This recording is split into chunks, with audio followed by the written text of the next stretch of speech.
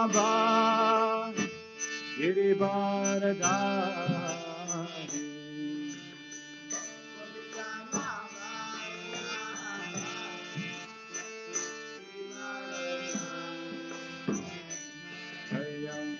Gopi Janavalabha Girivardhari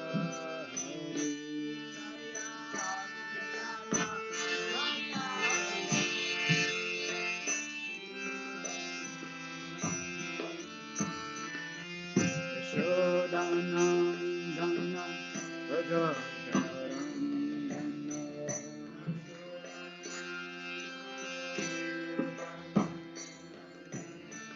Yashodanandana Rajajanarandana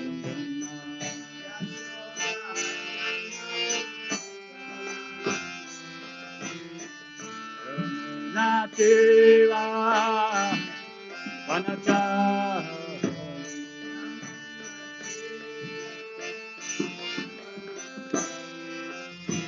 Yamuna Tira Vanachari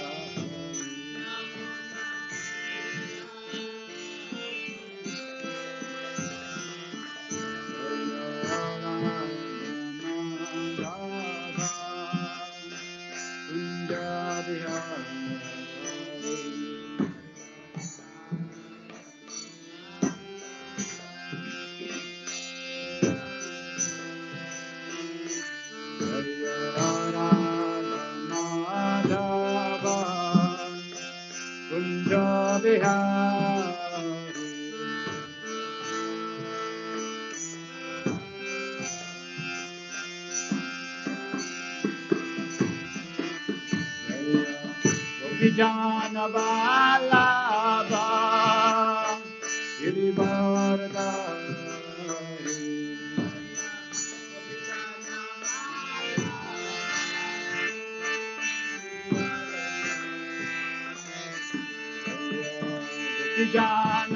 Janavalabha Girivardhari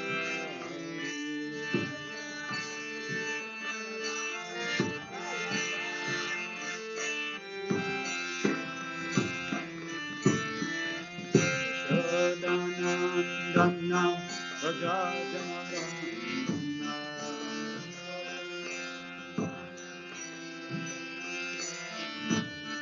Yashodanandana Rajajanarandana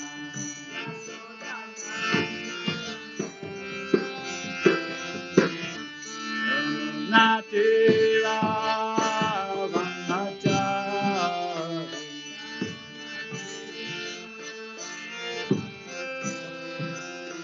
Yamuna Tira Vanachari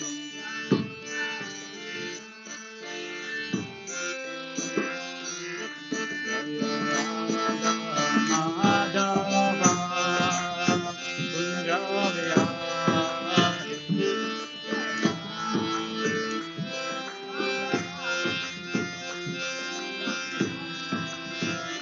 Jaya Radha Madhava Kunjavihari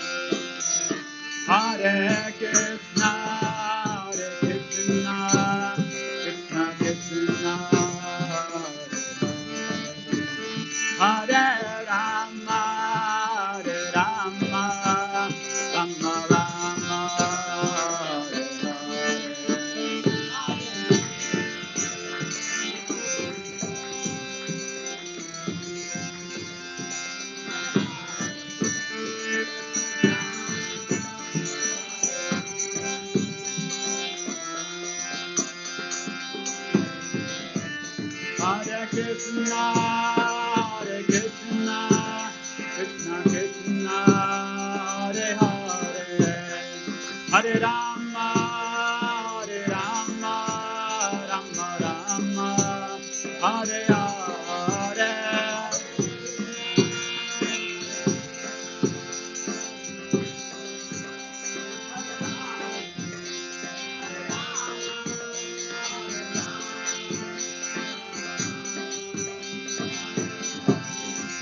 Hare Krishna, Hare Krishna, Krishna Krishna, Hare Hare, Hare Rama, Hare Rama, Rama Rama, Hare Hare.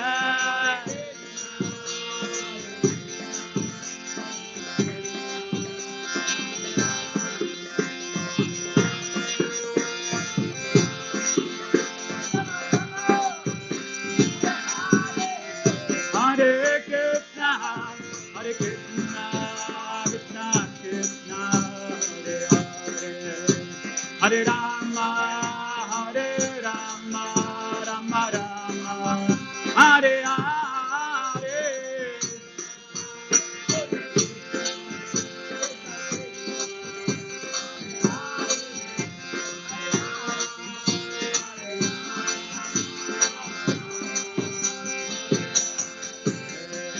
Hare Krishna, Hare Krishna, Krishna Krishna, Hare Hare, Hare Rama, Hare Rama, Rama Rama, Hare Hare.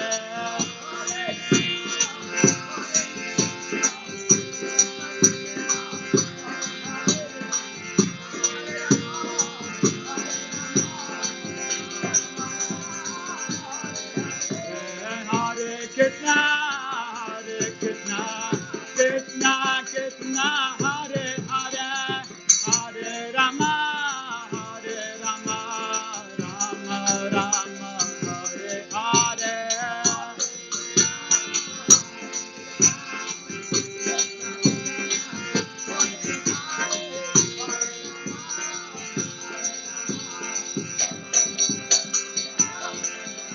Hare Krishna, Hare Krishna, Krishna Krishna, Hare Hare, Hare Rama, Hare Rama, Rama Rama, Hare Hare.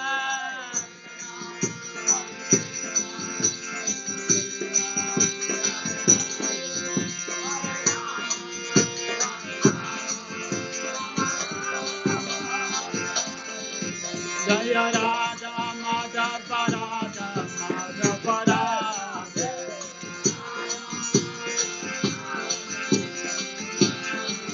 Jaya Radha Samasundara Samasundara.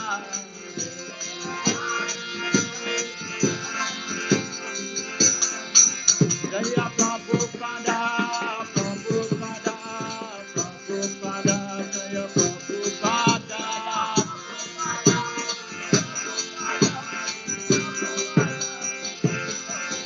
Jaya Jaya Prabhupada, Prabhupada, Prabhupada, Prabhupada.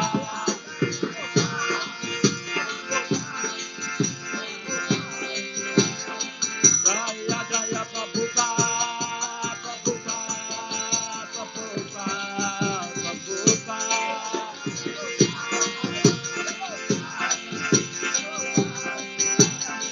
Nitya Go Hare Ba, Hare Ba, Hare Ba, Hare Ba.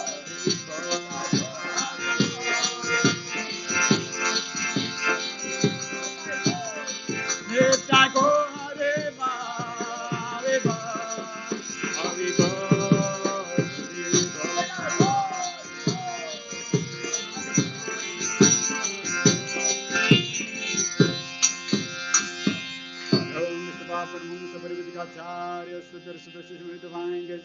Abhachan Bhakti Swami Shri Prabhupada ki jai, ISKCON Pamachari Divange Shri Prabhupada ki jai, Yo Vishnu Paparam Sabarvachkacharya Sutra Sudakshi Shri Divange Shri Bhakti Swami Shri Prabhupada ki jai, Anand Puri Vaishnava ki jai, Namacharya Shri Viras Thakur ki jai, Prince Shri Krishna Chaitanya Prabhu Nityananda Shri Advaita Gadadhar Shri Sri Gaura Bhaktan Ki Jai Shri Shiva Hare Krishna Gopika Shyam Radha Kunj Giri Govardhan Ki Jai Vrindavan Dham Ki Jai Navadip Dham Ki Jai Mayapur Dham Ki Jai Ganga Mai Ki Jai Yamuna Mai Ki Jai Bhakti Devi Ki Jai Tulsi Devi Ki Jai Samaveta Bhaktavan Ki Jai Gandharajman Bhagavad Gita Ki Jai Nitai Gaur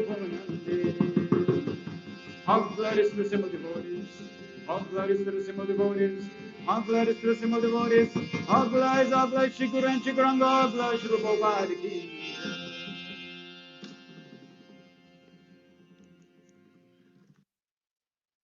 Hare Krishna, Hare Krishna, Krishna Krishna, Hare Hare, Hare Rama, Hare Rama, Rama Rama, Hare Hare.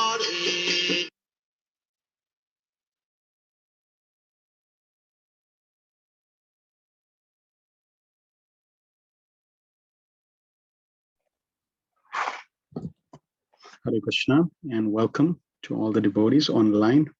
Thank you very much for your association. Just a sound check. Everyone can see my slides and am I audible?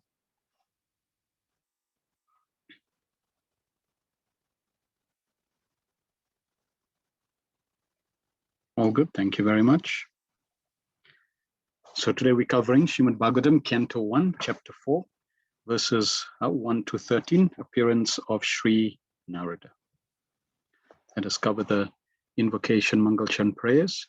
Om Jnana Timivandasya Gyananjana Shalakaya Chakshurunmilitam Yena Tasmai Shri Guruve Namaha Shri Chaitanya Manovistam Stapitam Yena Bhutale Swayam Rupa Kadamayam Dadati Swapadantikam Vandeham Shri Guru Shri Utapara Shri Gurun Vaishnavam Shri Rupam Sagrajatam Sahagana Raghunatham Tam Vitam Tam Sajivam Sadvaitam Savadutam Parijana Sahitam Krishna Chaitanya Devam Shri Radha Krishna Padan Sahagana Lalita Shri Vishakan Vitamscha He Krishna Karuna Sindhu Dinabandho Jagatpate Gopesha Gopika Kanta Radha Kanta Namastute Tapta Kanchana Gourangi Radhe Vrindavaneshwari Vrishabhanu Sute Devi Pranamami Hari Panchakalpatarubhyascha Kripa Sindhubhya Evacha Patitanam Pavinebhyo Vaishnavebhyo Namo Namaha Jai Shri Krishna Chaitanya Prabhu Nityananda Shri Advaita Gadadhar Shivasati Gaura Bhakta Hare Krishna Krishna Krishna Hare Hare Hare Rama Rama Rama Hare Hare Sarva Shastra Biyusha Sarva Vedeka Satpala Sarva Siddhantaratnadya Sarva Lokaitri Prada Sarva Bhagavata Prana Srimad Bhagavato Prabhu Kalidhando Didaditya Shri Krishna Parivartita O Srimad Bhagavatam, O nectar churned from the ocean of all Vedic scriptures, O most prominent transcendent fruit of all the Vedas, O you are enriched with jewels of all spiritual philosophical conclusions, O you grant spiritual vision to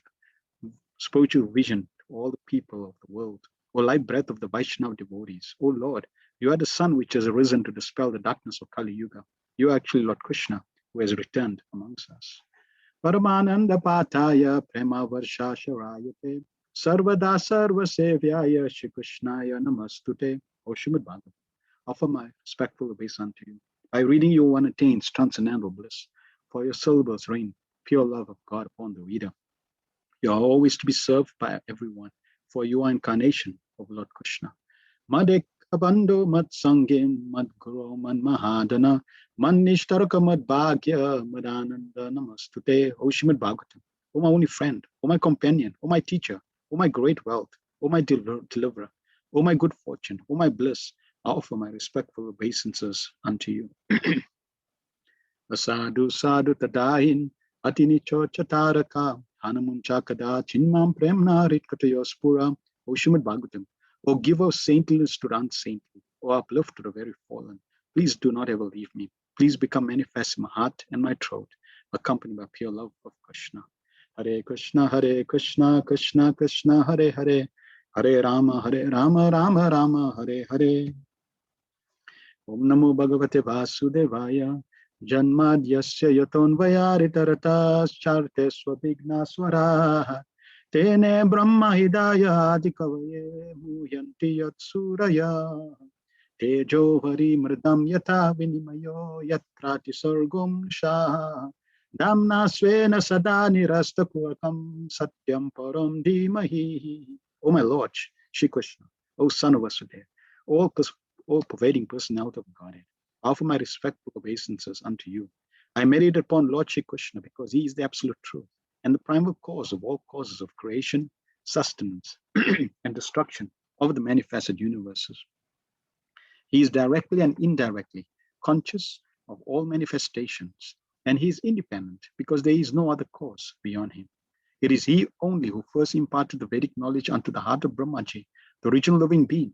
By him even the great sages and demigods are placed into illusion, as one is bewildered by the illusory representation of water seen in fire, or land seen on water. Only because of him do the material universes temporarily manifested by the reactions of the three modes of nature appear factual, although they are unreal. I therefore meditate upon him, Lord Shri Krishna, who is eternally existent in transcendental abode, which is forever free from the illusory representation of the material world. I meditate upon him, for he is the absolute truth. Rayanalpaisha Sabya Kalavasmin Yuge Jana Mandasumanda Matayo Manda Bhagyo Adrata. All under one in this iron age of Kali, many but short lives. They are quarrelsome, lazy, misguided, unlucky, and above all, always disturbed. Narayana Namaskritya Narachinaram Chevo Narotamam Devim Saraswati Vyasam Tato Jayam Udirayat. Before reciting the Srimad Bhagavatam, which is the very means of conquest, one should offer respectful obeisances unto the personality of Godhead Narayan, unto Narayan Rishi, the supermost human being, unto Mother Saraswati, the goddess of learning, and unto Srila Vyasadeva, the author.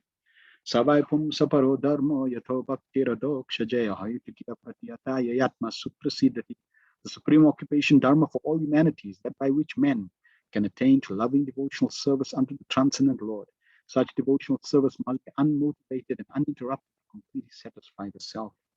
Vasudeva Bhagavati Bhakti Yoge Prayojita Janayatyasya Vairagyam Jnanam Chayad Ahoyitukam. By rendering devotional service unto the personality of Godhead, Sri Krishna, one immediately acquires causeless knowledge and detachment from the worlds. Vadanti tattva vidas tattam yach gnanam advayam brahmeti paramatmeti bhagavaniti sabhyate. Learned transcendentals who know the absolute truth call this non-dual substance Brahman, Paramatma, Bhagavan. Shushrushroshadhanasya Vasudeva Katha Ruchi Syan Mahatsevaya Vipra Punyatirtha Nishevanat. O twice born sages, by serving those devotees who are completely freed from all vice, great service is done. By such service, one gains affinity for hearing the messages of Vasudeva. Shrinatam Swakata Krishna Punya Shravana Kirtana Ridantastoya Badrani Vidunati Shuritsatam. Shri Krishna, the personality of Godhead, who is Paramatma, Supersoul in everyone's heart, and a benefactor of the truthful devotee, cleanses desire for material enjoyment from the heart of the devotee, who has developed the urge to hear his messages, which are in themselves virtues when properly heard and chanted. Nasta prayashu bhadreshu nityam bhagavata sevaya bhagavatutam sloke bhaktir bhavati naishtiki. By regular attendance in the class of the Bhagavatam, and by rendering of service to the pure devotee, all that is troublesome to the heart is almost completely destroyed. And loving service unto the personality of Godhead, who is praised with transcendental songs, is established as an irrevocable fact. Om Namo Bhagavate Vasudevaya. Om Namo Bhagavate Vasudevaya. Om Namo Bhagavate Vasudevaya. We are covering Srimad Bhagavatam based on the teachings of His Divine Grace A.C. Bhaktivedanta Swami Srila Prabhupada, the founder Acharya of the International Society for Krishna Consciousness. So let us start with recapping what we covered. Canto 1, Chapter 3, verses 40 and 44. You're most welcome to unmute, or you can type in the chat. Please let us know what you took home, what realizations you had from these verses that we actually covered, what you remembered.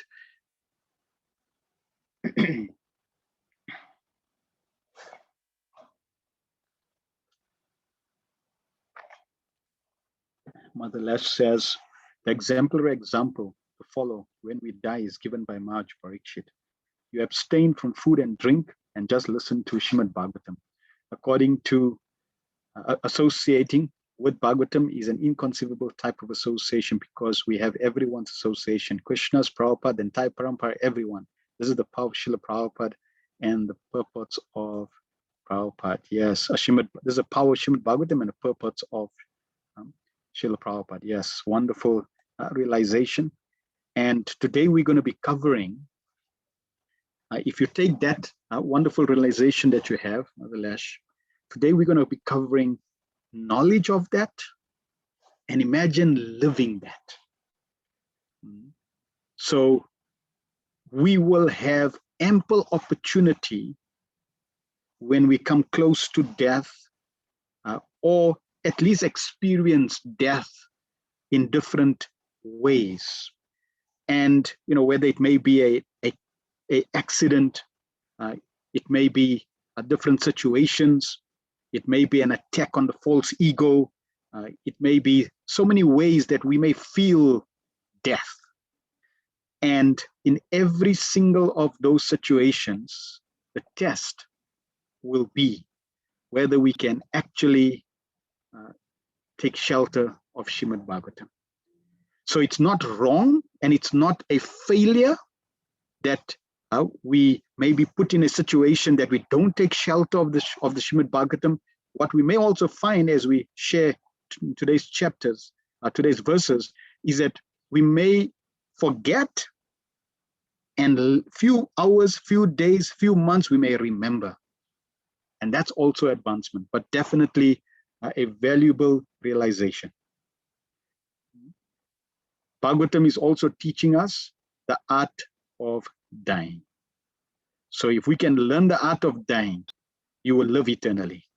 The problem is you try to learn the art of living, enjoying, and therefore we die and die and die and experience death again and again.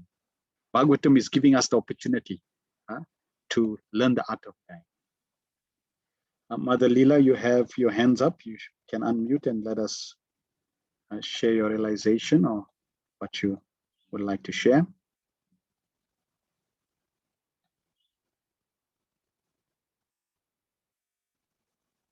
Yep, you're unmuted.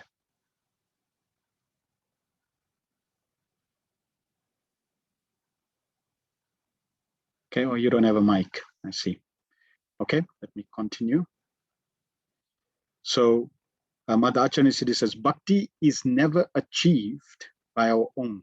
It descends upon by the mercy of Krishna through the parampara. In whatever capacity we realize Krishna, we should share it. Wonderful realizations as well.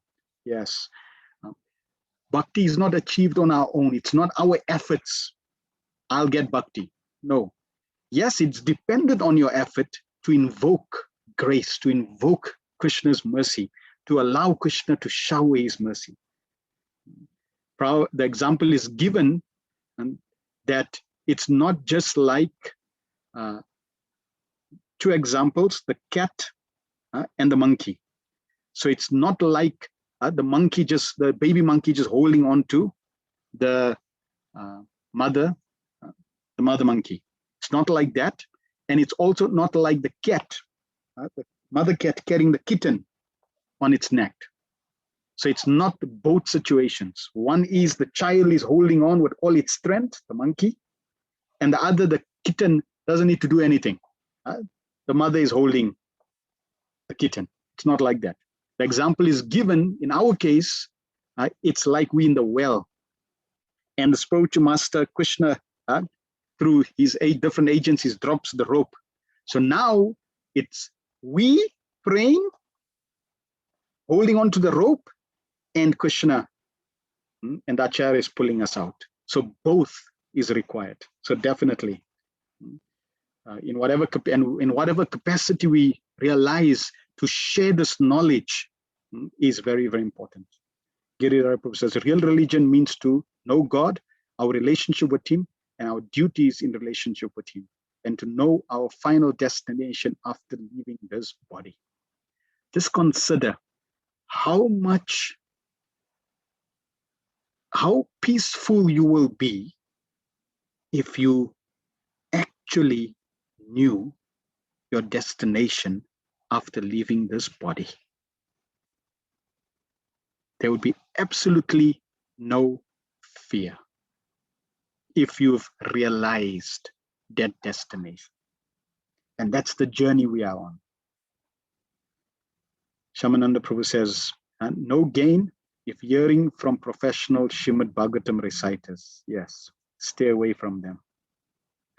Sukadeva Goswami says, we have to hear with rapt attention, then we will see Krishna in the pages of the Bhagavatam. And Prabhupada gave a beautiful, systematic, very practical way for us to understand, are we giving our full attention? See, where attention is, energy flows, emotion flows, focus is there. So the material world is designed for distraction. That's because Maya, Kali, the agency of this age, knows that if I make sure you're distracted, you will never be able to achieve the result in spiritual life. So therefore, you'll find the way the WhatsApp is designed, the way your Facebook is designed, you get a notification, you get a WhatsApp, and every time you want to, you're curious, let me see who's there, what message is there. So it's training you to become distracted at every moment. Very dangerous. We need to be able to control, use that instrument, not for disempowering our spiritual life, but for empowering our spiritual life. And therefore, we have to learn to focus. The more attention you give, Bhagavatam is Krishna. Therefore, Krishna notices how attentive are you to me? And if you're not attentive, that is a result that Krishna will reciprocate in accordingly. So very, very important that we realize what Bhagavatam and who Bhagavatam is and give attention, rapt attention. Prabhupada doesn't just say focus and attention, rapt attention. You're absorbed, you're focused. Shama says, Hare Krishna Prabhu, Srimad Bhagavatam is fully conscious and Srimad Bhagavatam is Krishna himself. Correct. And again, all these points that you're sharing, I'm just emphasizing because it's going to come in today's verses in terms of realization. The more we realize all the points that you mentioned, our life will be blissful. We will never know what is suffering if we actually realize all the statements that you are sharing. If we truly realize Bhagavatam is Krishna, that means I have Krishna right in my hands. If I got Krishna right in my hands, so I have Krishna in my hands. If I got Krishna in my hands, where is the possibility of fear? Where's the possibility of anything but Vaikuntha? So it's a valuable gift that we can, that we are journeying on to realize these wonderful points. Bafana Prabhu says, we learn sequence through which knowledge of Bhagavatam is delivered, ultimate good for all is explained, teaches us a real religion definition. No simple hearing is enough, but realizing the text with proper attention. Wonderful. All right, so thank you very much for sharing all those wonderful realizations. Let us start with today's verses. I'm just going to cover a quick summary, and there is quite a few verses to cover, so we may go a little over time. We'll see how we do with our time. So chapter 1, we heard the prelude to Srimad Bhagavatam, the definition of the absolute truth. We heard Srimad Bhagavatam presenting the highest religion, the glorification of Srimad Bhagavatam, which is revealed by Srila Vyasadeva, and that Srimad Bhagavatam is the mature fruit of all Vedic literatures, spoken by Sukadeva Goswami. And there's an invitation to study, to absorb our mind, our consciousness, our thoughts in the teachings of Srimad Bhagavatam. That means to absorb one's thoughts in the teachings of the Srimad Bhagavatam means to associate with Krishna. To associate with Krishna, always think of Krishna, means to be Krishna conscious. So therefore, studying Bhagavatam, going through the Bhagavatam, is actually becoming Krishna conscious. And the sages, they asked Sutta Goswami 6 questions. First question, what is the ultimate good for people? Second, what is the essence of all scriptures? 3, for what purpose did Lord Krishna appear? 4, which adventure does the Lord perform in his incarnations, especially related to creation? 5, what are the activities of his incarnations? And 6, to whom have religious principles gone for shelter after his departure? So they ask very, very pertinent questions. And these questions are sufficient. The answers to these questions are sufficient for us to perfect our lives. We are given the answers, we can embrace the answers and perfect our life. Unfortunately, just hearing them one time, or even a few times, or even memorizing them is not sufficient. The theory is not sufficient. Something's missing. And we're going to discuss what is missing. And in order for that to appear in our heart, we may have to repeat. So therefore, these points will also be repeated again so that we can benefit from them completely. Then there's the offering of prayers, and the questions now are answered. So what is the ultimate good for all people, the supreme dharma? Sabai pumsam paro dharma. Yatho bhaktir adokshaja, attaining to loving devotional service unto the transcendent Lord. That is the ultimate good for all people. And the effects of performing bhakti is we acquire causeless knowledge and detachment. And the goal of human life is inquiry about absolute truth. And the absolute truth can be realized in 3 phases: Brahman, Paramatma, or Bhagavan. And by practicing Krishna consciousness, devotional service, Nastapayashu Bhadreshu, all inauspiciousness, all our narratives will become cleansed.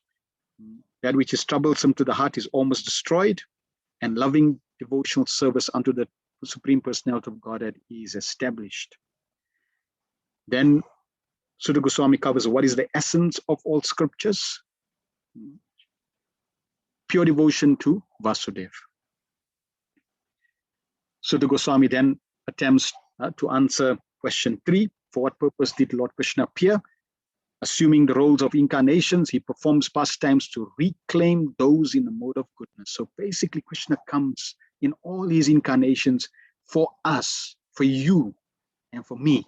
It's a personal agenda where you are the focus. Krishna is personally coming to deliver each one of us.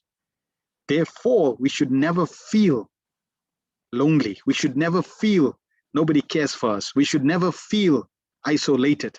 Krishna's personally focusing on it. He's coming in all these features to reclaim us. And Srimad Bhagavatam, which is Krishna, is also presenting all these incarnations so that we can benefit. Because when Krishna came as Lord Nrsingadev, unfortunately, we were not there. When Lord Nrsingadev gave Prahlad Maharaj and all the demigods darshan, when he appeared from the pillar, where were we? We were somewhere in another part of the creation enjoying. So we missed that opportunity. Then, okay, so we missed that opportunity. When Krishna appeared, or even when Lord Ramachandra appeared, we missed that opportunity. When Lord Krishna appeared, we missed that opportunity. When Lord Chaitanya appeared, we missed that opportunity. We even missed Srila Prabhupada's opportunity, maybe by a generation or 2. So we close, but we may have missed that opportunity. Still, through the transcendental sound, we're getting the benefit of associating directly with all these personalities. Sutta Goswami then attempts to reply to the fourth question: which adventures does the Lord perform in his incarnations? In the beginning of creation, the Lord first expanded himself in the universal form of the Purusha incarnations and manifested all the ingredients of material creation. The fifth question: what are the activities of his incarnation?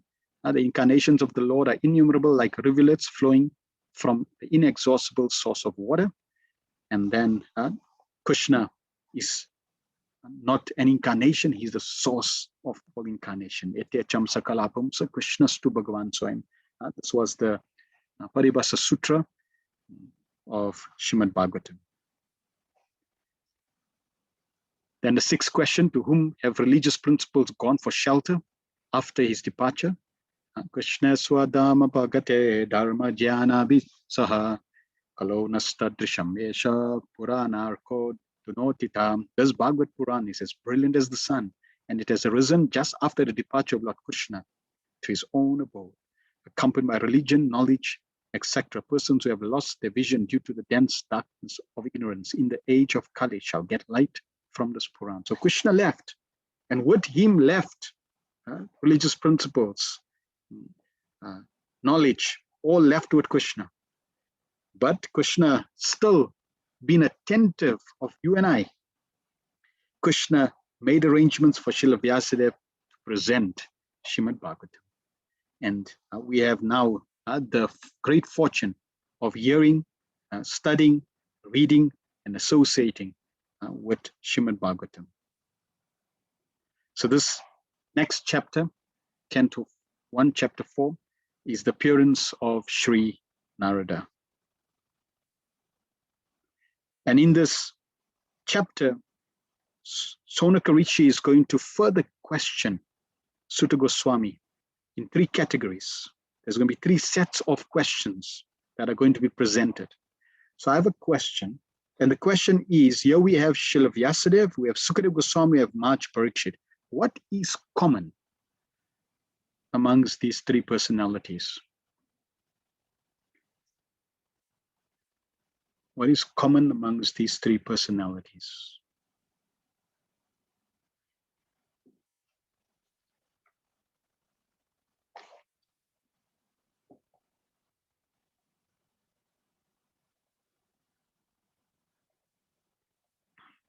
Anything that's common?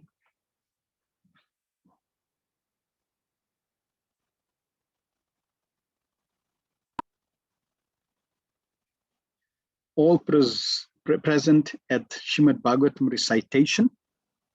Good. Yes.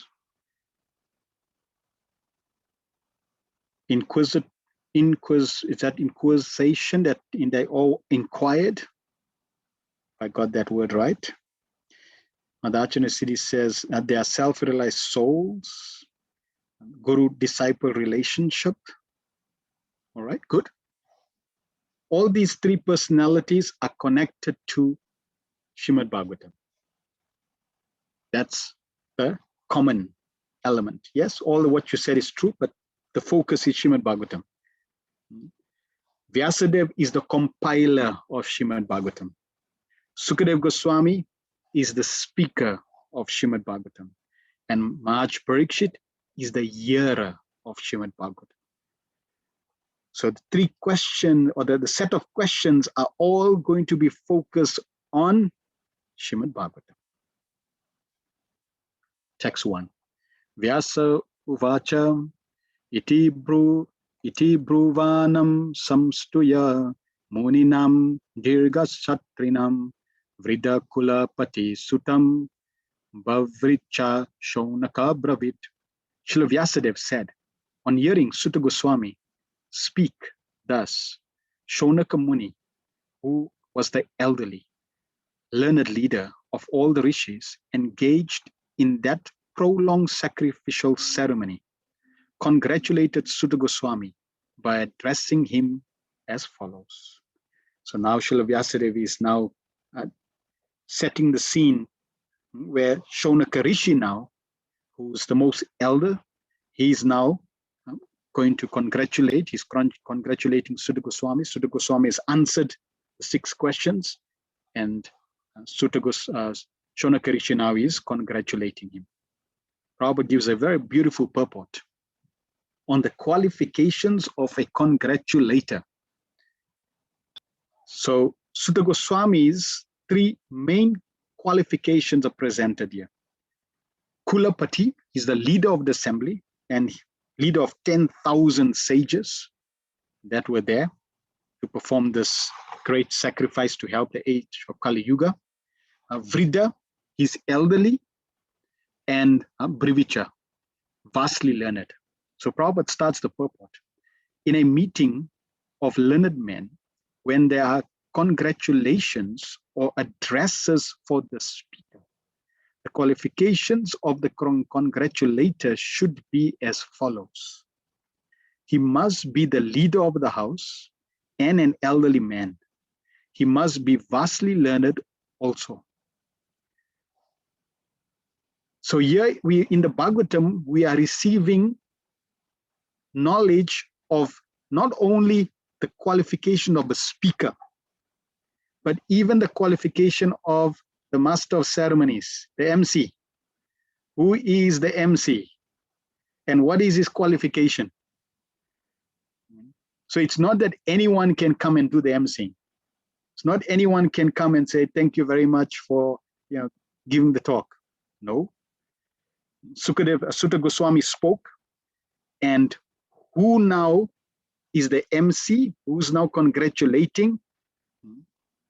3 qualifications: the leader of the assembly, elderly, and vastly learned.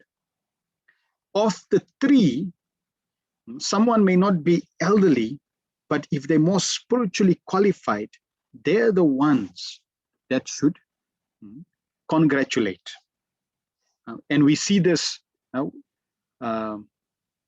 when we in Peter Marisburg, his name just slipped my mind, Lokabandhu. So we know whenever we would have a program, we would always get Lokabandhu Prabhu from Peter Marisburg to do the congratulations, to thank the speaker. Why? Because he was elderly, he was vastly learned, and many people had taken shelter of him. So in this way, he was the perfect personality to congratulate the speaker.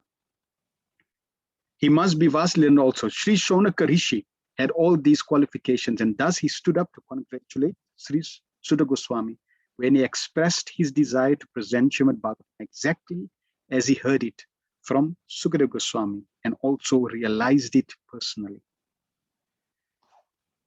So the speaker also heard in disciplic succession, and he personally realized the subject matter. We have an opportunity to hear the Bhagavatam. Now, hearing is great, wonderful, glorious. The next phase should be to realize the Bhagavatam. Most people don't even get to associate with Bhagavatam by hearing or reading or studying for whatever reasons. We have an opportunity to hear. Next is we want to try to realize the subject.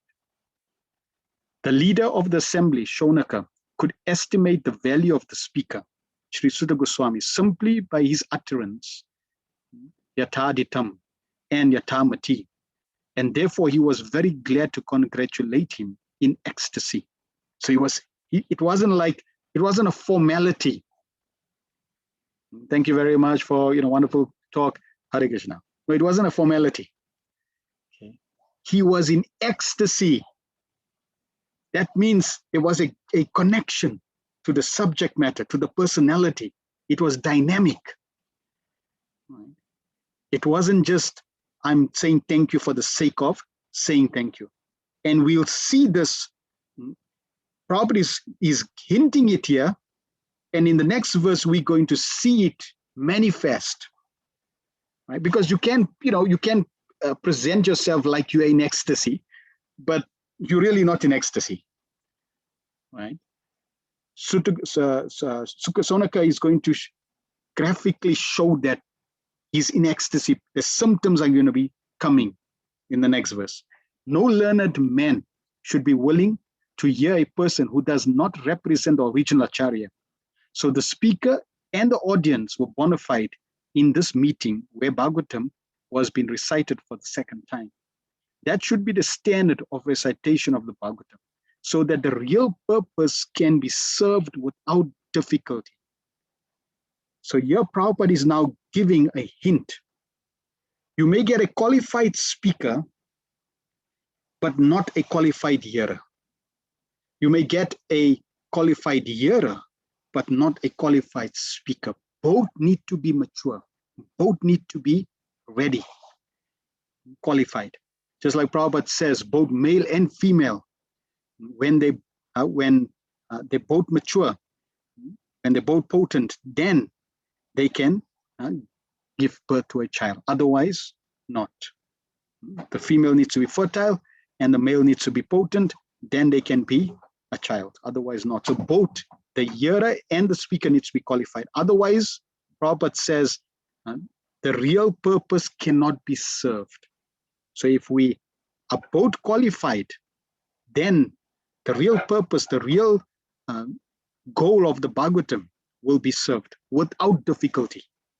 So it's really a question of now we becoming qualified, because the Bhagavatam right now that we have coming in disciplic succession with Srila Prabhupada's purports is perfect knowledge. It's in disciplic succession, so therefore we have the right presentation, we have the right knowledge given to us. So the speaker of the Bhagavatam currently, as we sit now, we have the speaker is perfectly qualified. The other party, which is us, who are hearing and associating, that's where we need to fine-tune our qualification.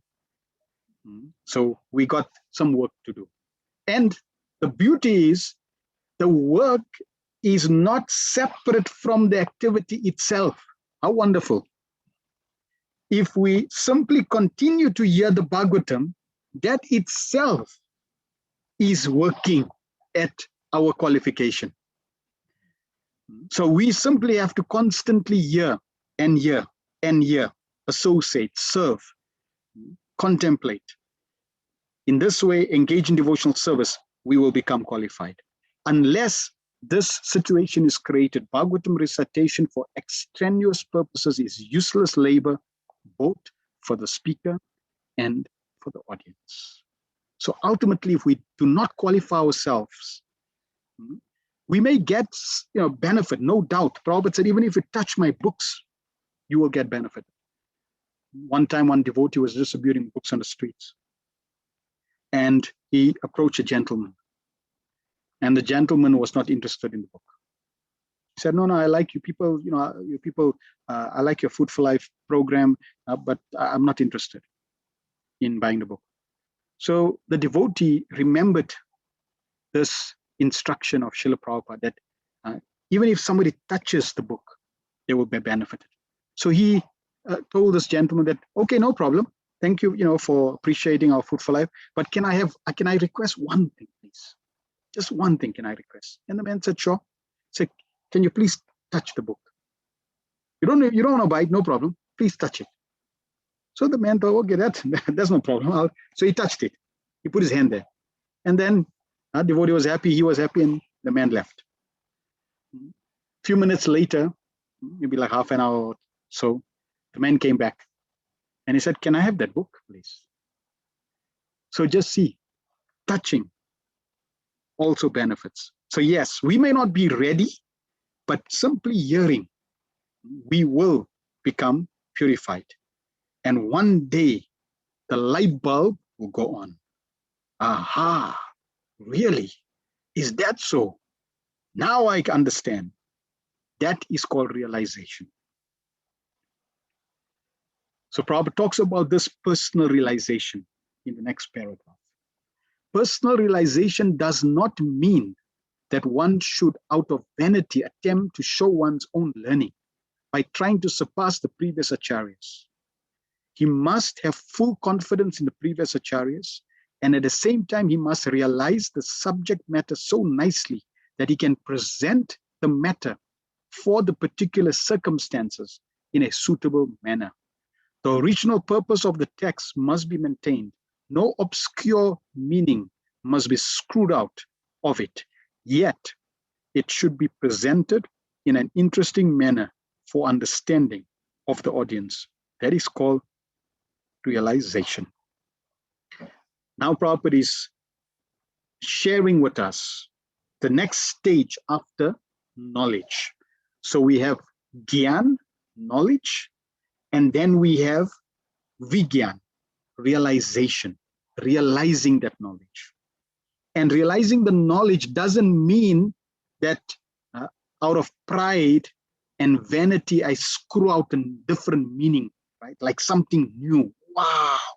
Did you see from that purport, from that verse, he came out with what is not even said in the purports, or even what acharyas didn't say. No, we are not interested in climbing over, surpassing the acharyas. That is very dangerous. We want to make sure that the truth that we present is perfectly aligned with the siddhanta of the acharyas, with the truth coming in line. In Bhagavad Gita, Srila Prabhupada in the 13th chapter makes it very clear that we have to understand Krishna consciousness from many angles, from unlimited perspectives. We should try to understand Krishna consciousness. We have to tease our mind, our brain, to see Krishna consciousness from many perspectives. By doing that, it gives us the realization of that knowledge. It allows us to enter into personal realization of that subject matter by the mercy of Krishna. But we may, and in fact, Prabhupada used the word speculate. We should speculate on the subject of Krishna consciousness from all angles.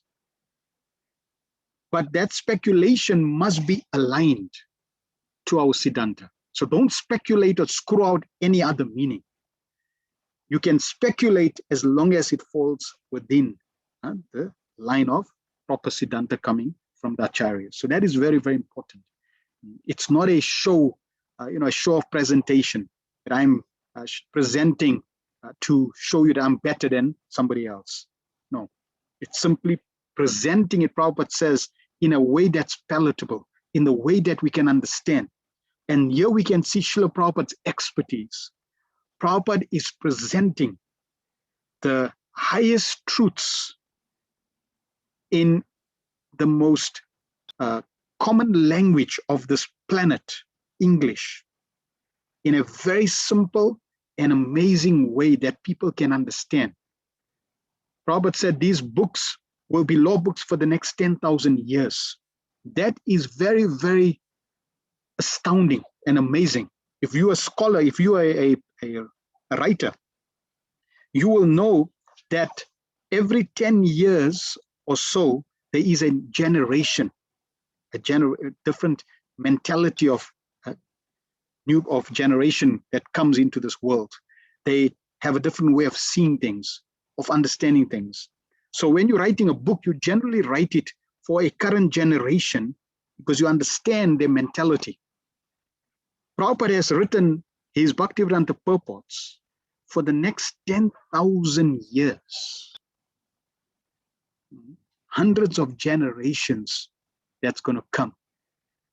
No matter what their mentality is, no matter how conditioned and what perspective they see life with or through, their vision, their perspective, they will be able to get the benefit of his Bhaktivedanta purports. Very unique, very special, very astounding.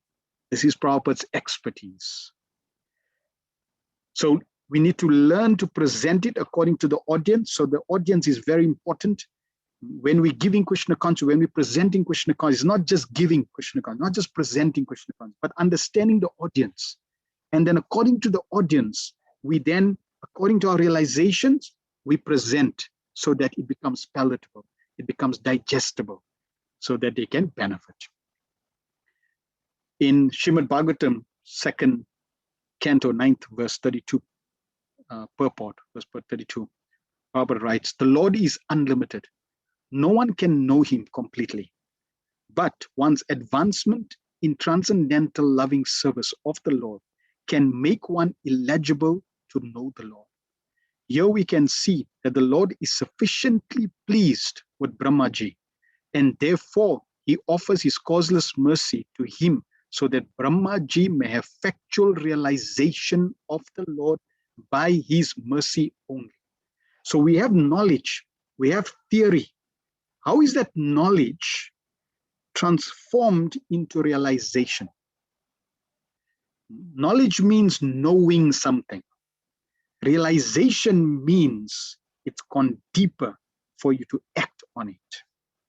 I may know I'm not this body, but I may not act like I'm not this body.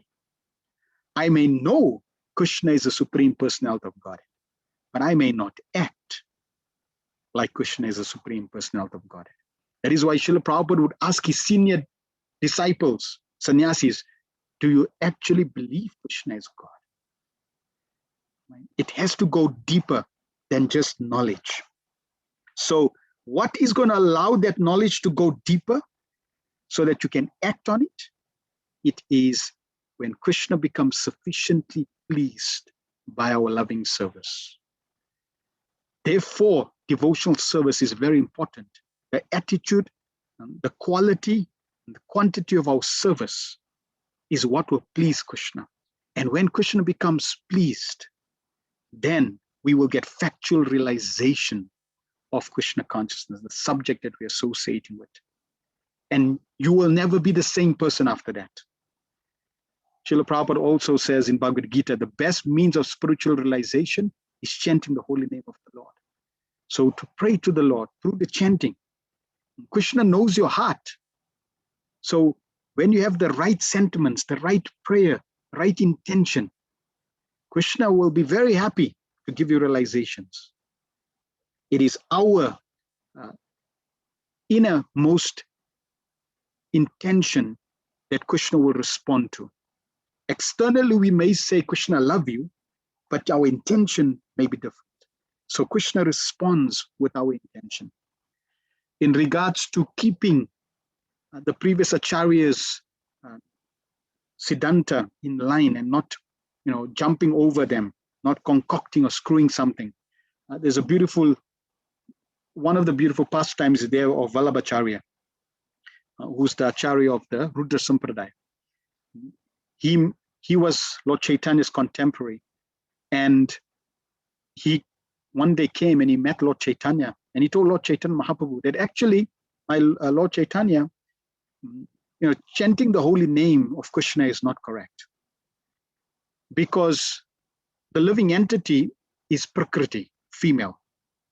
And just as a wife will not directly call upon the husband's name, for the living entity to call upon the Lord's name is not correct. Sri Chaitanya Mahaprabhu responded that actually, yes, you're correct, the living entity is Prakriti, like female, like a wife, and the Lord is like the husband. But if the husband tells the wife to call me by my name, then it behooves the wife to follow the husband's instruction, to be chaste. Therefore, a chaste wife will follow the husband. And because Krishna is saying, Satatam Kirta Yontamam, you chant my name, you think of me, Manmana Bhavan Bhakta, then we follow because we want to be chaste. And therefore, chanting is authorized. So here we see Vallabhacharya, he was trying to bring a meaning according to his own understanding that is not aligned to the acharyas. And Lord Chaitanya Mahaprabhu defeated him. Another time Vallabhacharya came and he told Lord Chaitanya Mahaprabhu, I've given a better commentary than Sridhar Swami. Sridhar Swami is the original commentator on the Bhagavatam.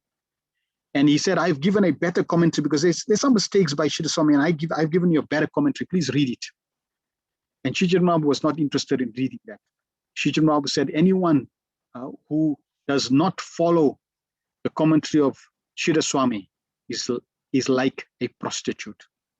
So he rejected Sridhar Swami's trying to supersede, he rejected Vallabhacharya trying to supersede Sridhar Swami.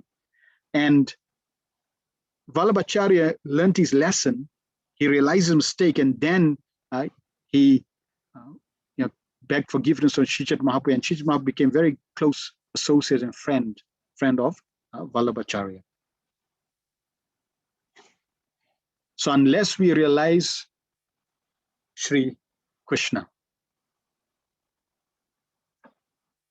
so we are now enjoying, Prabhupada says in a Janmashtami lecture, in terms of realizing Krishna. Right? So it's not just the theory, but the practical realization. So we are now enjoying the Maya of Krishna's external potency in our ordinary life. Unless we realize the personality of Krishna himself, we must have personal realization, personal contact with Lord Krishna.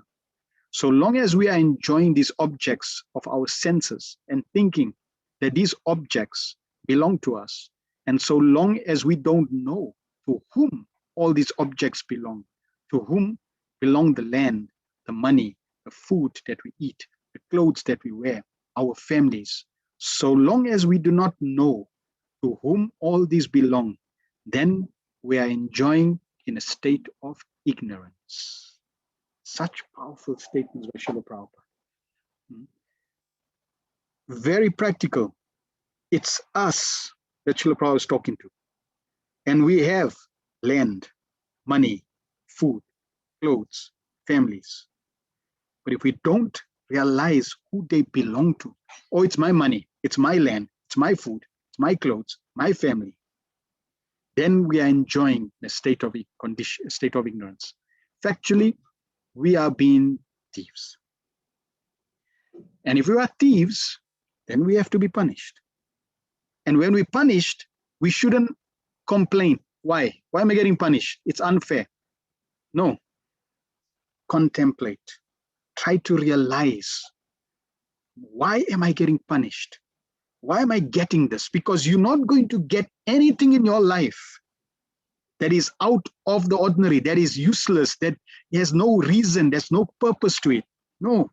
Whatever you're getting, this universe is a school, and you the student, and Krishna is the teacher, and you are going to get everything you require to get the proper realizations of your relationship with Krishna, for you to advance, for you to become more Krishna conscious. So we need to see knowledge is there, and we need to use our experiences and see our experiences through the knowledge of the Bhagavatam, of the Vedas, of Krishna's teachings. Prabhupada continues, we cannot be happy in such a condition. Krishna is very kind. He provides us with all these objects of enjoyment as we like them. But we can achieve a far happier state, not only for ourselves, but for the whole humankind, if we realize that Krishna, who is the supreme source of all the attractive objects that we are enjoying, is a person who is ready to receive as his loving servants the moment we want to surrender all our false ideas of ownership and come back to the spiritual platform. So that is Krishna consciousness. That is why Krishna has appeared. Prabhupada gave this talk on Janmashtami, Krishna's appearance. So profound. Krishna is appearing in this world for us to appear back into his life. And how are we going to appear back into Krishna's life? By following this exact excerpt from Srila Prabhupada's lecture. And we have to contemplate on that, keep meditating on that. Because unless and until we come to realize this point, see, knowing is one thing. Yes, I know. You tell someone, I don't want to walk on the street. Yeah, I know. No, don't do that. Yeah, I know. Sometimes they get upset when you tell them. The false ego becomes inflamed. So yeah, I know about this. I know about Krishna. That's good. Have you realized it? So we need to pray to Krishna that, my Lord, when will the day be when I can actually realize what Prabhupada is saying here? Because when that day comes, when that moment comes, Prabhupada says, you will be far happier. So don't be settled with the happiness that you have currently. You can get far more happiness when we increase, intensify our realization. Now, in terms of the practical application and our realization, Krishna is very, very far.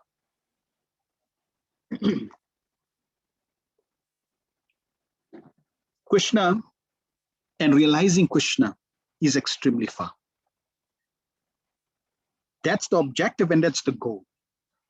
But knowing Prabhupada and realizing Prabhupada's glory and what Prabhupada has given us, trying to please Srila Prabhupada, that's even closer to us. In fact, just one generation away. Some of us may even have had the contact with Srila Prabhupada when we were small. So we not, it's closer to connect with Srila Prabhupada and try to please him through serving his mission and having a relationship with Prabhupada than with Krishna. And through serving Srila Prabhupada and connecting with Srila Prabhupada, we can realize Krishna. Therefore, we have to appreciate that our connection with Prabhupada is glorious. And let us try to become Krishna conscious by becoming Prabhupada conscious. Prabhupada is now personally in his Bhaktivedanta purport speaking to you and I personally. Like you can take every purport, like this purport that we're reading, and you can put two sentences, one sentence on the top and one sentence at the bottom. The one sentence on top is like I'm speaking, right? So I'm going to give you my example. Dear Nishmahananda Das, please accept my humble greetings. May this meet you in the best of health. And then Prabhupada starts to speak. And at the end, your ever well wisher, signed A.C. Bhaktivedanta Swami. So if you take every purport like that, Prabhupada is personally speaking to me. Prabhupada is personally speaking to you. And when you now take that instructions that Prabhupada is speaking to me, Prabhupada wants me to imbibe this, Prabhupada wants me to realize this. And by getting Srila Prabhupada's mercy and by sufficiently pleasing Srila Prabhupada, we please Krishna. And when we please Krishna, the same result is that we will get realization. Our knowledge will transform into realization. Our knowing will really transform into understanding and action.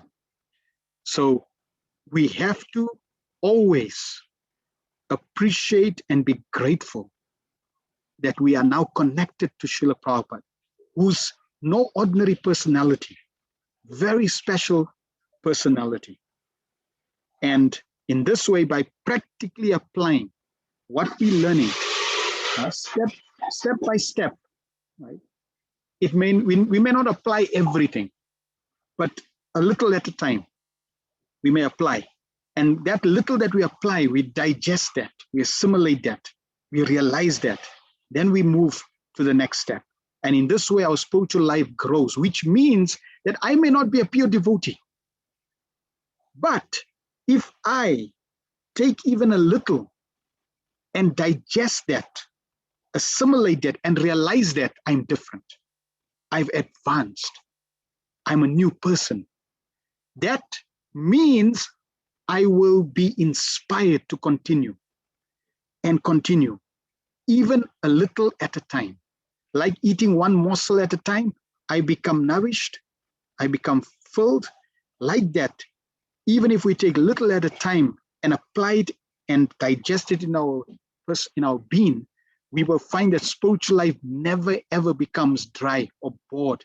We become bored, like, there's no juice here, there's no nectar here. Where's everybody's talking about nectar? Just like Rupa Goswami says, every time I chant these two names, Krishna, this name Krishna, these two syllables, Krishna, my ears, they are experiencing so much ecstasy. My tongue does not want to stop chanting. My ears cannot relish enough. So when we chant Krishna, where's that ecstasy? Why is it not there? So in this way, we have to contemplate. And Prabhupada in his Bhaktivedanta purports is revealing all the reasons why and all the reasons all the advices and instruction Prabhupada is giving of what we need to do to rectify that situation. So we are definitely fortunate to have Srila Prabhupada to connect us with the disciplic succession to Krishna, right? And we should never forget that.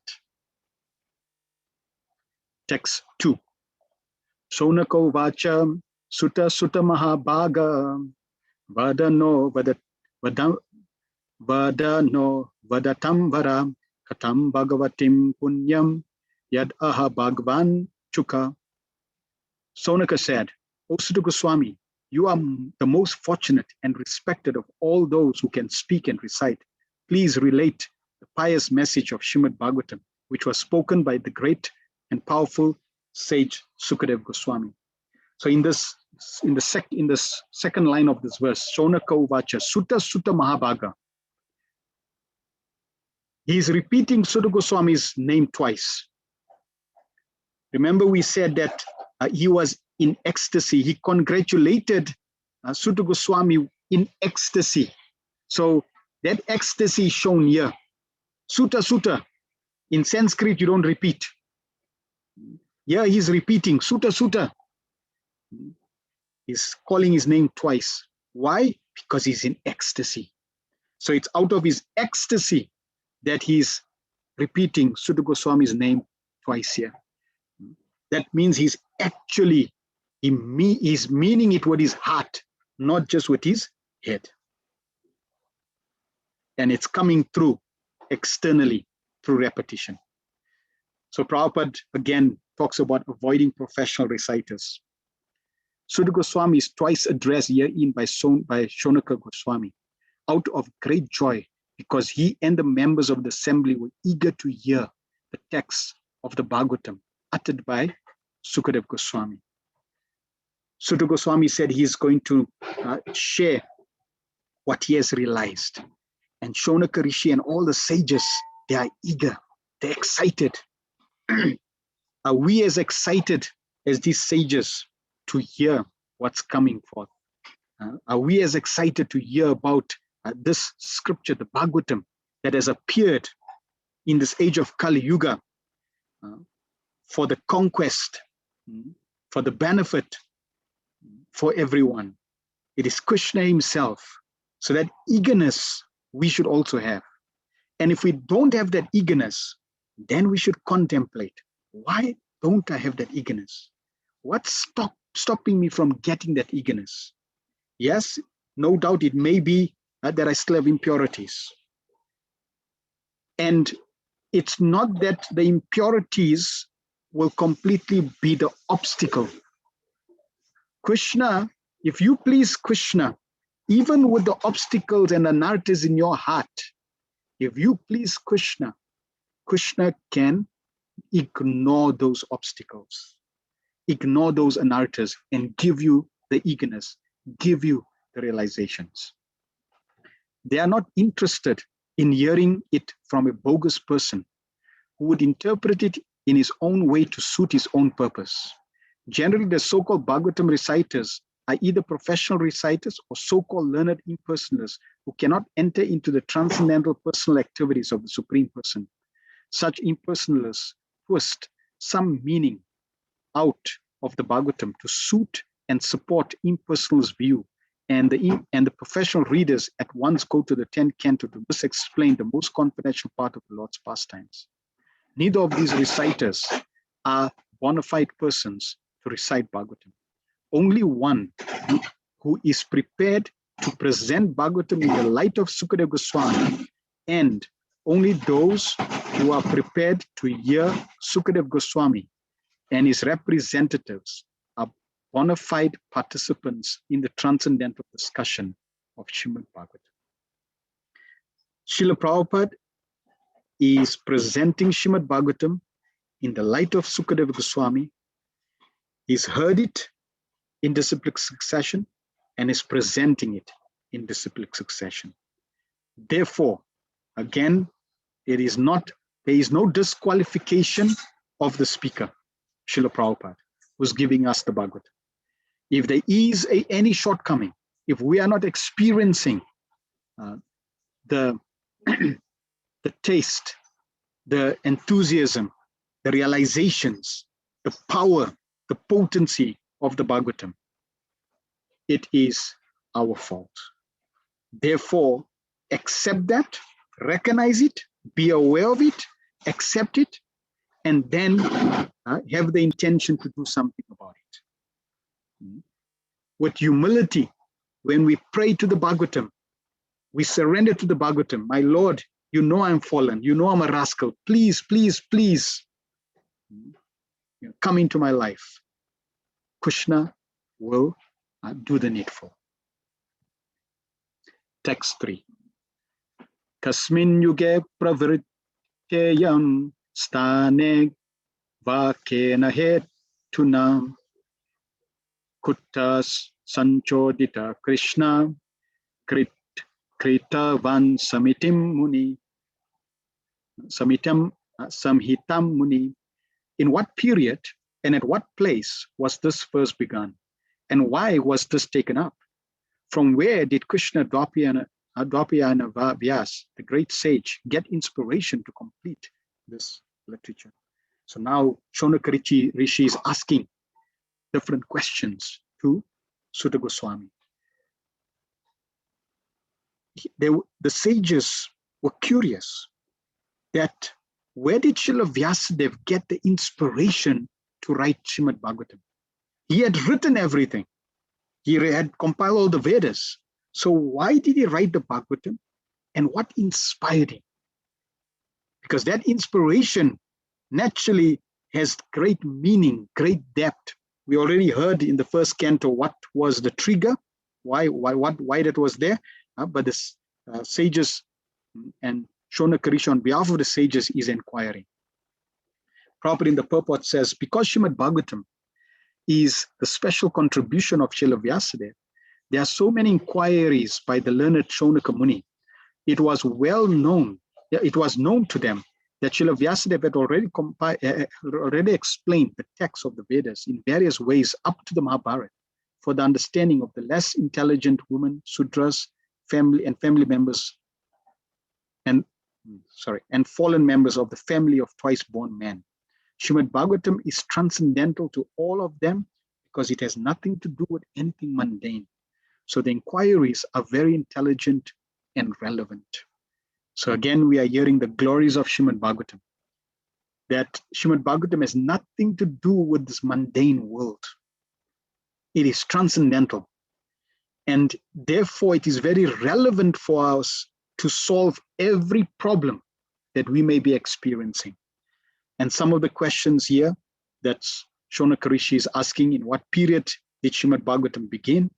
At what place? Why was it taken up? And what was the inspiration?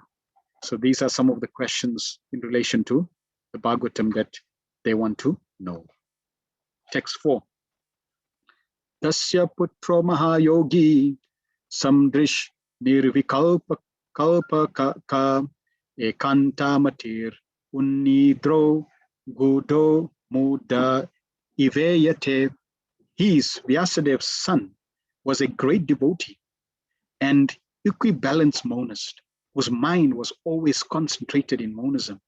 He was transcendental to mundane activities, but being unexposed, he appeared like an ignorant person. So now we're hearing about Sukadev Goswami, the speaker. And they are curious because firstly, how did Maj Parikshit recognize Sukadev Goswami? Because Sukadev Goswami was like an ignorant person. How did he know that this person who looks ignorant, right? He's completely unexposed. That means he doesn't have any clothes. Sukadev Goswami was 16 years of age, had a beautiful bluish complexion. He was like a madman. How did Maj Parikshit recognize that this person can deliver me of this situation and help me at a time of death?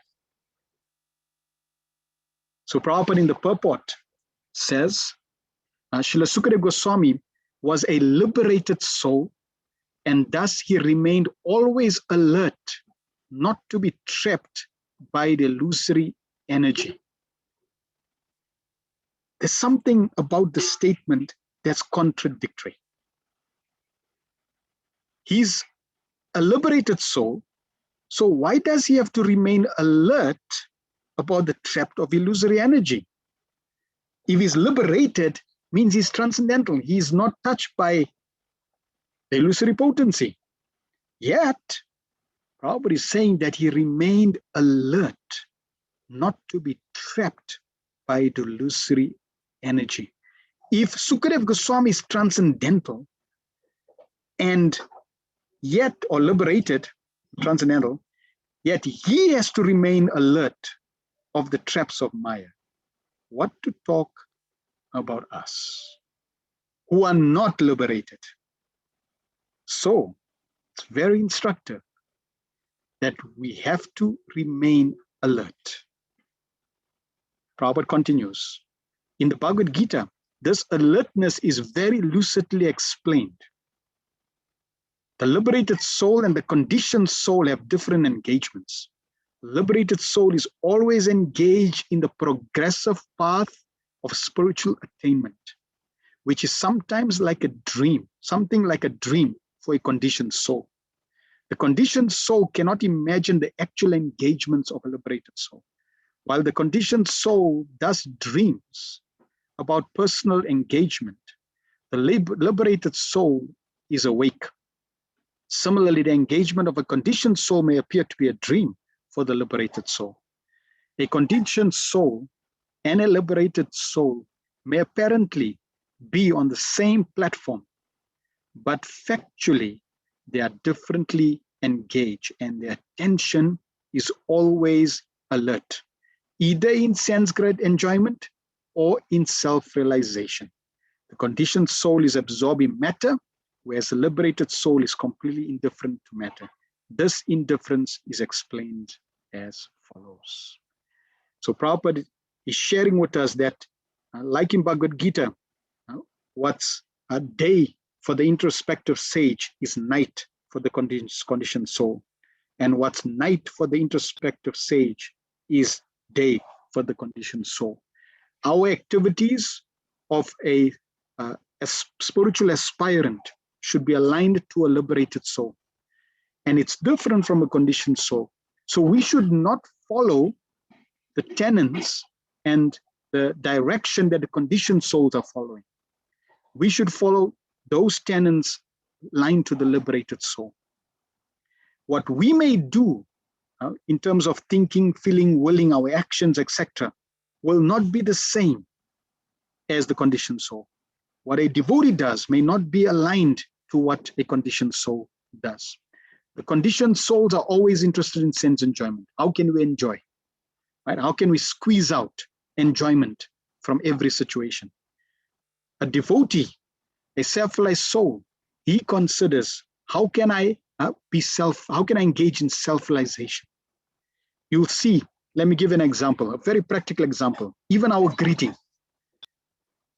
Materialists will greet, good morning, how are you? Right? Good morning, are you enjoying life? A sage will greet, like when Vishwamitra came to greet Dashrath Maharaj. When he came to see Dashrath Maharaj, he greeted Dashrath Maharaj. Not good morning, how are you doing? Are you enjoying life? No, he greeted him by saying, how is your preparation going to overcome and conquer death? That was his greeting. So when we greet, that should be the intention. How is your Krishna consciousness going? How is your association with Bhagavatam going? How is your chanting going? How is your preparation to connect with Krishna perfectly going? That's the intention of our Hare Krishna, good morning. Okay. The focus is completely different. For us, it's self-realization. For the conditioned soul, it's sense gratification. In this verse, also the qualities of Sukadev Goswami is mentioned. Mahayogi, he was a great devotee. Samadrik, Nirvikalpakaha, is equibalanced, a monist. His mind is always concentrated, focused on monism. He was transcendental to mundane activities and unexposed, apparently ignorant, appeared ignorant. So while we're living in this world, it's very important that we need to be alert. Alert means we want to be conscious of Krishna in every situation, in every experience, in every circumstance. And we want to be cautious of Maya in every situation, at every point or circumstance. Because if you're not cautious of Maya and not conscious of Krishna, that means you are casual and you become a casualty. So to avoid yourself from becoming a casualty in any circumstance, whether it's positive or negative, we want to always be Krishna conscious in that situation and always be cautious of Maya. Like a thief who steals. When a thief steals, he's alert. And what is he alert of? As soon as he hears the siren, when he sees police lights or hears a siren of a police, he runs away from that situation. Similarly, we should also always have our lights, our red lights on. Whenever we sense Maya, our red lights need to go on. Our alarm needs to move. And alarm and alert means I move away from that situation. Because if I give Maya a small gap, Maya will take advantage of it. Prabhupada gave the example, or the example was given when Prabhupada was traveling in a train with his Holiness Tama Krishna Maharaj and some of the other sannyasis. So Prabhupada was in the train, India train, and you know there's like two benches on either side.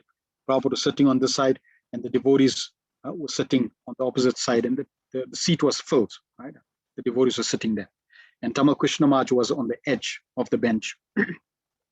And one boy, a small boy, came, and he looked at Tama Krishna Maharaj. I want a seat. So then Tama Krishna Maharaj saw, small boy, so out of compassion, he wiggled a little to give some space. So they pushed everybody in and gave enough space for the boy to sit, right? Little space, doesn't need, small boys, doesn't need much space. So it just enough sit. So the boy sat there very comfortably. And everyone was happy. A few minutes later, the boy's sister came, looked at everyone. So Tama Krishna Maharaj felt, okay, we need this more space. So then you wiggle a little more. The devotee on the end was practically like falling off the seat, and the sister sat. And they carried on. A few minutes later, the mother came. And this time, Tama Krishna Maharaj had to move, and the sannyasi was on the fire, and he went off the seat, and the mother was there. And Prabhupada was laughing. And Prabhupada said, see, just like that, you give a little space to Maya, and she comes in. And before you know it, you are derailed. You are put off the seat. Maya has taken full control.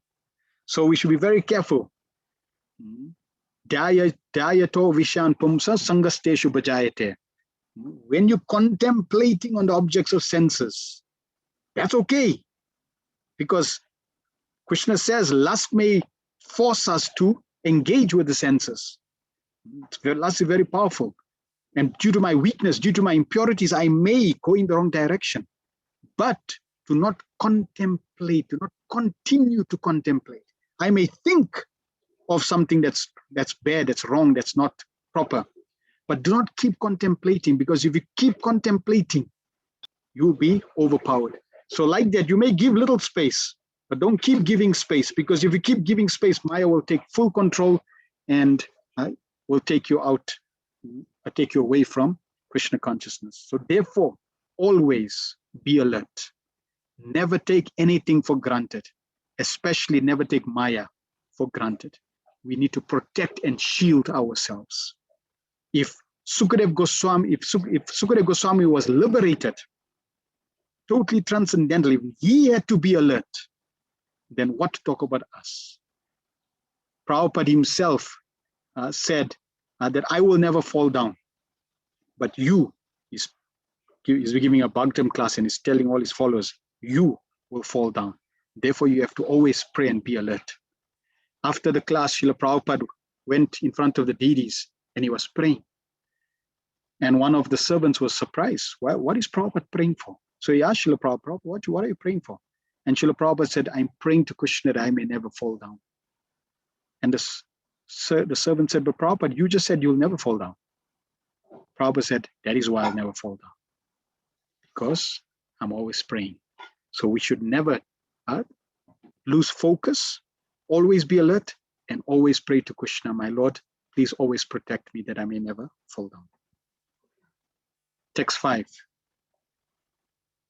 Drishtvanuyantam rishi atmajam apyanangam devo hira paridaturna sutasya chitram tadvikshya prachati mauna jagadustavasti stri pumbida natu sutayasya vikitta drishte. While Shri Vyasadeva was following his son, beautiful young damsels who were bathing naked, covered their bodies with cloth. Although Sri Vyasadeva himself was not naked, but they had not done so when his son had passed. The sage inquired about this, and the young ladies replied that his son was purified, and when looking at them, made no distinction between male and female, but the sage made such distinction. Shonaka Rishi and the sages wanted to know more about Sukadeva Goswami, and they presented a scene that we want to know about Sukadeva Goswami, because he's a fascinating personality. When his father was after him, one time, there were ladies that were bathing, and he's describing the scene that Sukadeva Goswami was naked. And when the ladies saw Sukadeva Goswami, they didn't cover their bodies. But when they saw Srila Vyasadeva, who wasn't naked, he was clothed, he was clothed, he was a Grihastha, they didn't cover him. They didn't cover themselves. When they saw Vyasadeva, they covered themselves. But when they saw Sukadeva Goswami, they didn't cover. Why? And here, Sonaka Rishi is also mentioning that Vyasadeva was also surprised by that. And he asked the ladies. So Prabhupada in the purport talks about this incident. So Srila Prabhupada says, in Bhagavad Gita 5:18, it is said that a learned sage looks equally on a learned and gentle Brahmana, a Chandala dog eater, a dog, or a cow, due to his spiritual vision. Srila Sukadeva Goswami attained that stage. Thus, he did not see male or female, he saw all living entities in different dress. So that's the first point. Sukadeva Goswami was totally transcendental and liberated, and he did not make a distinction between male and female. His consciousness was transcendental. Now, as we go through this purport, do not find fault with Srila Vyasadeva, because Srila Vyasadeva is a literal incarnation of Krishna. So he's also transcendental. But he's in a position of a grihasta, so that we can understand and get the appropriate lessons. So the first lesson is someone who is completely Krishna conscious, someone who's totally transcendental. They will not make a distinction between male and female. Srila Prabhupada said, you put me in a room of naked women, I will not be disturbed. Why? Because he does not make a distinction due to his consciousness of male and female. He's seeing spiritual souls. The ladies who were bathing could understand the mind of a man simply by studying his demeanor. Just as by looking at a child, one can understand how innocent he is. Srila Vishnu Chakravarti Thakur, in his commentary to the statement, says that by Krishna's mercy, women are given the potency to see in an eyes, to see in a man's, in the male's, the opposite gender's eyes, and just by them seeing the eyes, they can read the intention of that person. So the women, by seeing Sukadeva Goswami's eyes, they could immediately see his eyes and know that he's not making any distinctions, he's completely liberated. Therefore, there's no fear. He did not cause any discomfort to them, right? That they had to cover themselves. Whereas with Srila Vyasadeva as a grihasta, because a grihasta would distinguish male and female, therefore they reacted differently. Sukadeva Goswami was a young boy, 16 years old, and therefore all the parts of his body were developed. He was naked also, and so were the ladies. But because Sukadeva Goswami was transcendental to sex relations, he appeared very innocent. The ladies, by their special qualifications, could sense this at once, and therefore they were not very concerned about him. So Sukadeva Goswami, naturally being naked, he would have created greater disturbance to the ladies than Srila Vyasadeva, who was clothed. Yet it was the opposite. Sukadeva Goswami never created any disturbance, and they never felt intimidated, they never felt any intrusion, they never felt that they had to cover themselves. Not in the case of Srila Vyasadeva. And Prabhupada is hinting here, one reason why is because Sukadeva Goswami was transcendental to sex relations. He was above sex interaction or the relationship with sex life. He transcended the sexual platform. Then Prabhupada continues. But when his father passed, the ladies quickly dressed. The ladies were exactly like his children or grandchildren, yet they reacted to the presence of Vyasadeva according to social custom, because Srila Vyasadeva played the part of a householder. Here's the instruction. A householder has to distinguish between a male and a female. Otherwise, he cannot be a householder. The householder has to distinguish between male and female so that he can, according to custom, respond accordingly. And because Srila Vyasadeva was representing a householder, he naturally made the distinction. And that distinction was sensed by the ladies. Therefore, they immediately covered themselves. Prabhupada now continues. One should therefore attempt to know the distinction between body and soul without any attachment to male and female. One should therefore attempt to know the distinction between body and soul without any attachment to male and female. In that statement, Prabhupada is making a very clear, giving a very clear instruction. We should make a distinction between body and soul, but without its relation to male or female. That means transcend the bodily concept, or Prabhupada would say skin disease, male and female, gender, and rise above the gender and consider body and soul. And then considering body and soul, rise above body and soul, focus on the soul. When one sees soul, one sees equality. When one sees body, one sees male and female, therefore distinction. And that creates challenge, that creates problems. As long as such distinction is there, one should not try to become a sannyasi like Sukadeva Goswami. At least theoretically, one must be convinced that a living entity is neither male nor female. At least theoretically, one must be convinced that you, the living entity, and other living entities is neither male nor female.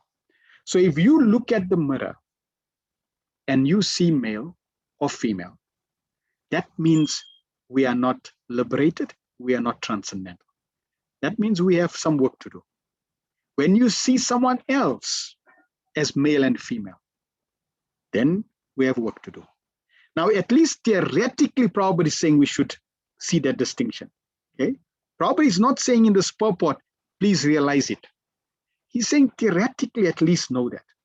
I remember when I was in university, I would go to city center, somebody would give me a lift into the city center, and I would then walk from the city center in Johannesburg to Braamfontein, where the university was. It was like 30 minutes walk. And I had to walk through Braamfontein to the train station. And I must have read this statement or similar statements that Srila Prabhupada said this, that we're not body, so we need to make a distinction. So I would theoretically, as I would walk, I would try to practice. While I'm walking, there's, people are in the train station, so they're all walking towards me, but they're going the opposite direction. And I would try to theoretically see beyond the physical body and try to see the spark, the soul in the region of the heart. It was a theoretical exercise. I never realized it, but at least theoretically I was trying to see, yes, there are spirit souls walking, not male or female walking. Robert continues, the outward dress is made of matter by material nature to attract the opposite sex and thus keep one entangled in material existence. So now you know why the opposite sex is there. Okay? They're not for your enjoyment. They're not for entertainment. They are there to keep you bound for entanglement in material existence. A liberated soul is above this perverted distinction. So to distinguish between male and female, it's a perverted distinction. He does not distinguish between one living being and another. What to talk about male and male, right? Different genders, even a different species, he does not make distinction. For him, they are all one and the same spirit. The perfection of this spiritual vision is the liberated stage. And Srila Sukadeva Goswami attained that stage. Srila Vyasadeva was also in the transcendental stage. But because he was in the householder's life, he did not pretend to be a liberated soul as a matter of custom. So someone who's not a grihasta, someone who's in the stage of following in, like Sukadev Goswami, who's a sannyasi, he will not make a distinction. As householders, even though we may have the same perspective, we may even see beyond male and female, we still need to make that distinction for a customary condition and for teaching others. Otherwise, there will be chaos. At the same time, while we're making the distinction, we need to raise our consciousness beyond male and female. We see Srila Prabhupada made the distinction in terms of a custom, at the same time was transcendental. So we also need to make that same distinction for custom and rise above, try to realize, not at least in the beginning theoretically understand, but then try to realize. And as Prabhupada mentioned, when we have a theory, that's gyan, knowledge, and when we practically apply and realize that theory, that becomes vigyan. And Prabhupada already said personal realization is very important in the practice of spiritual life. So we're going to give you an example to show why the distinction must be made between male and female. Here we have the example of that in the verse, in the example of Sukadev Goswami and Srila Vyasadeva. Srila Vyasadeva was making a distinction and Sukadev Goswami was not making a distinction. We need to be careful, we need to be alert. Why? The example is given of Ajamil. Ajamil was born in Brahmanical culture. He was practicing devotional service, Brahmanical life, and he went into the forest to collect flowers. So his intention was also good. He went to do some service. So he didn't go to enjoy Maya. He didn't go to fall into Maya. He went for service, to pick some flowers. Unfortunately, he saw a low-class Sudra prostitute embracing, male and female embracing each other. They were of a low-class culture, Sudra, coming from low-class background, and he saw this. As soon as he saw this, he tried to protect himself by chanting the mantras that he had memorized. And he was trying to contemplate, Dayato Vishapum Sangasteshu Bhajaita, must be very careful, don't think of this. But he could not avoid himself be trapped. So he knew it was a dangerous situation of what he was seeing. But he could not stop himself from falling prey to that sight. The knowledge that he had was only in his head. He knew it was wrong. He didn't realize that it was wrong. Therefore, he could not protect himself. Also, the purity was not sufficient enough for him to shield himself. So what happened? Immediately that went into his consciousness and he started contemplating. And he thought, yes, very nice, enjoyment. Let me get a prostitute.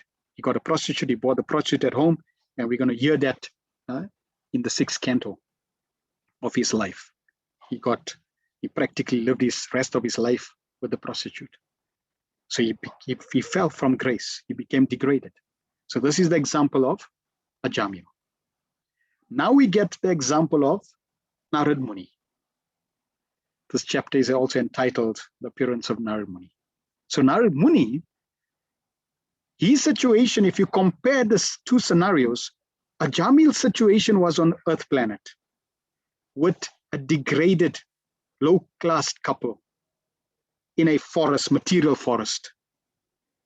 If you compare that situation, Narad Muni's situation is in the heavenly planets, in the Mandaki River, celestial environment. So the environment even more sensuous, more heavenly, with the demigods Nalakuvera and Manigriva, who were very beautiful. They were not low caste. They were not from a low caste or low culture. They were heavenly beings, very, very beautiful. They were with damsels who were even exquisitely beautiful, right? In an environment beautiful. So this situation of Narad Muni in the heavenly planets is of a higher class than Ajamil's.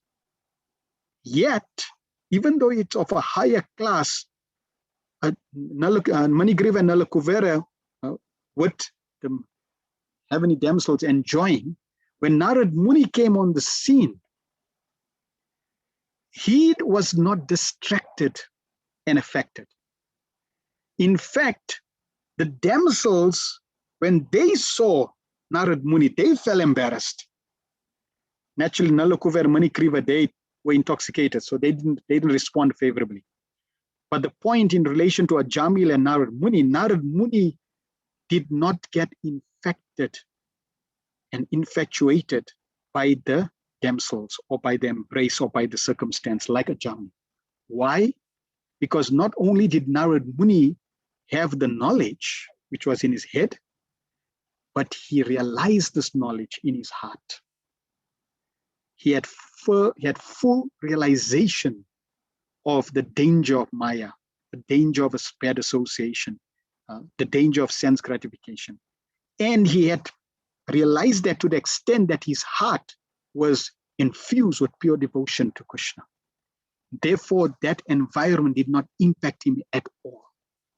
Not only that, but because he had love for Krishna, he had compassion for the jivas, he cursed Nalakuvera and Manigriva that they become trees, so that they can get blessings, that they can see the pastimes of Krishna in Nanda Maharaj's yard, and in this way become purified and become pure devotees. So we see the same scenario of sensual activity, one of a higher caliber in the heavenly planets. Therefore, you would expect that Narad Muni would have fell prey to that. But yet, Ajamil got infected, and Narad Muni was aloof of that situation. This is what realization can do. Knowledge is good, but not good enough. Theoretical knowledge is great, but not great enough to shield you. You need to have the realization and the purity of heart to protect yourself. Therefore, as Srila Prabhupada warned us, we should always be careful, always be alert, never give Maya that gap. Prabhupada says an idle mind is a devil's workshop. If your mind is idle, the workshop is going to be used by Maya. Be very careful. Keep yourself fully Krishna conscious and with proper good association to be safe and sound in this world. I'm going to now use an example, taking what I've said and trying to link it a little more practically. You could use it in many scenarios and many situations. Here,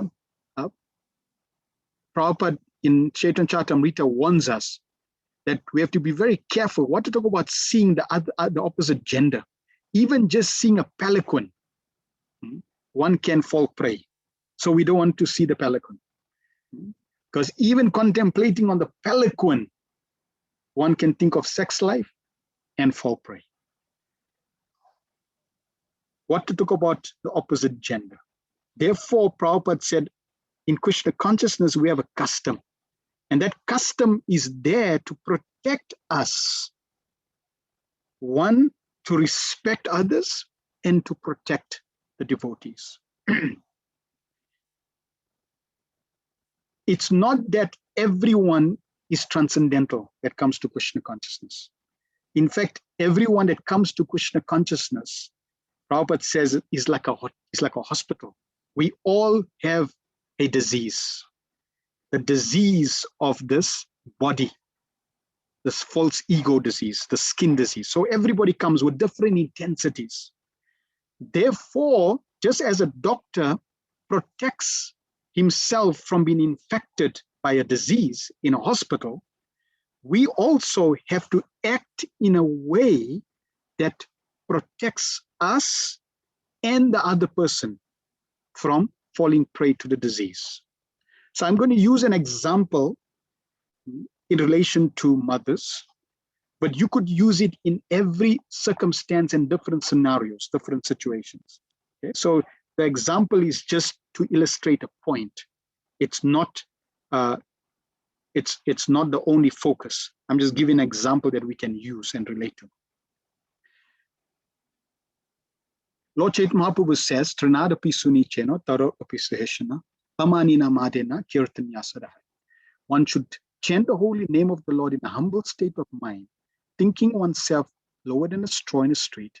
One should be more tall than a tree, devoid of all sense of false prestige, and should be ready to offer all respects to others.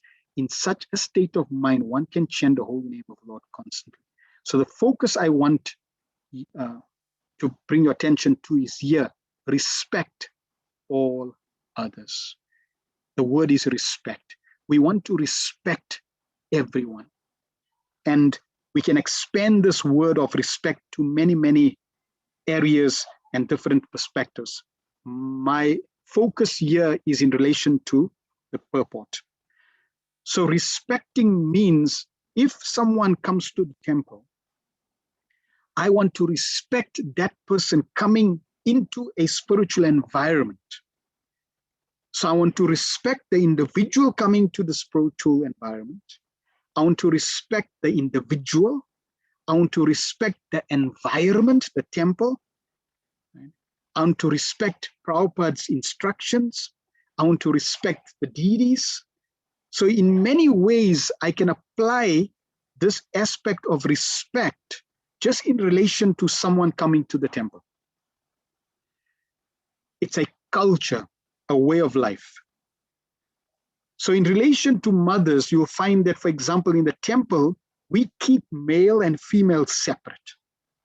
Prabhupada instituted that. In fact, Prabhupada wanted, that when we build a temple, there should even be two separate entrances. So male entrance and a female entrance. Not because we have a problem with gender. No, because we want to respect the gender in the relation to the material disease. That if a Jamil could be distracted, even though he was Brahmanical, he had the knowledge, if he could be distracted, what to talk about souls who are conditioned coming to the temple, naturally they'll also be impacted. So therefore, the way we dress should reflect the fact that we respect the environment, the deities, Prabhupada, the culture, and the souls that are coming in. We don't want to increase the disease. We don't want to increase the fever in terms of dress. And this could be in relation to what we say, in our thoughts, in our actions. It could extend to every area. I'm just using the aspect of dress. We could use it in terms of extending it to how we cook. For example, how we cook a Sunday feast. What we cook for the Sunday feast that can agitate or not agitate, that can increase the fever of sex desire, that can allow someone to contemplate in the wrong direction. Instead of focusing on the deities, we focus on the opposite gender in terms of sense gratification. And yes, you cannot completely prevent it because male and female still have to come together as grihastas, husband and wife, children, still have to come to the temple to worship. So we can't totally have only a temple for male or only temple for female. Yet we have one for both, but there's a culture of respect, that we're respecting each other so that we can enhance each other's Krishna consciousness and not allow one to be agitated. Therefore, Srila Prabhupada taught his women disciples to, for example, wear sari, which covers the body completely.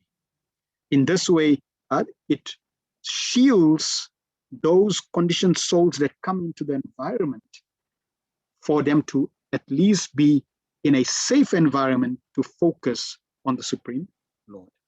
So in relation to respect the culture and the environment for the purpose of being alert so that we can focus on Krishna and in this way slowly transcend the male and female gender or bondage, which is the breeding ground for sex life, which Bhagavad Gita says, Maitunya Agra, the shackles of sex life.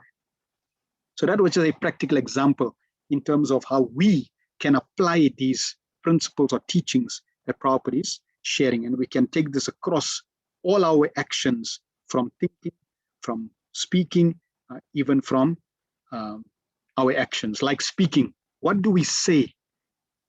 And we know Bhagavad Gita says, right? We should evaluate austerity of speech. Is it pleasing? Is it beneficial? Is it not disturbing? So in that way, we can see, what am I saying? Is it enhancing and shielding, or is it disempowering and destructive? Text 6. Katam alakshita pauryaye samprapta kuru jangalam unmata mukha jadavat chi vicharan gaja savaye. How was he, Srila Sukadeva Goswami, the son of Vyasadeva, recognized by the citizens when he entered the city of Hastinapur, now Delhi, after wandering in the province of Kuru and Jangala, appearing like a madman, dumb and retarded? So that is, sages wanted to know, because Sukadeva Goswami is appearing, how did the people recognize that here is an exalted person, not a madman? Prabhupada in the purport gives a small purport, short purport, in terms of recognizing a pure devotee. Prabhupada says the present city of Delhi was formerly known as Hastinapur because it was first established by King Hasti. Goswami Sukadev, after leaving his paternal home, was roaming like a madman, and therefore it was very difficult for the citizens to recognize him in his exalted position. A sage is not therefore recognized by sight, but by hearing. One should approach a sadhu or a great sage not to see, but to hear him.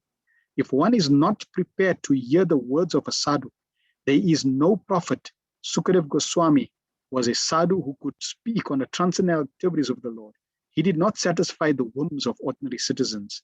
He was recognized when he spoke on the subject of the Bhagavatam, and he never attempted jugglery like a magician. Outwardly, he appeared to be a retarded, dumb madman, but in fact, he was the most elevated, transcendental personality. So as they say, don't judge the book by its cover. You cannot judge a devotee by the externals. Even if a devotee looks crazy, unkept, like a madman, be very careful to judge. It's very difficult to know the heart of a devotee. That's why one statement Srila Prabhupada made is that you cannot criticize anyone if they have not tried their best. And you will never know that someone has tried their best if you don't know their heart.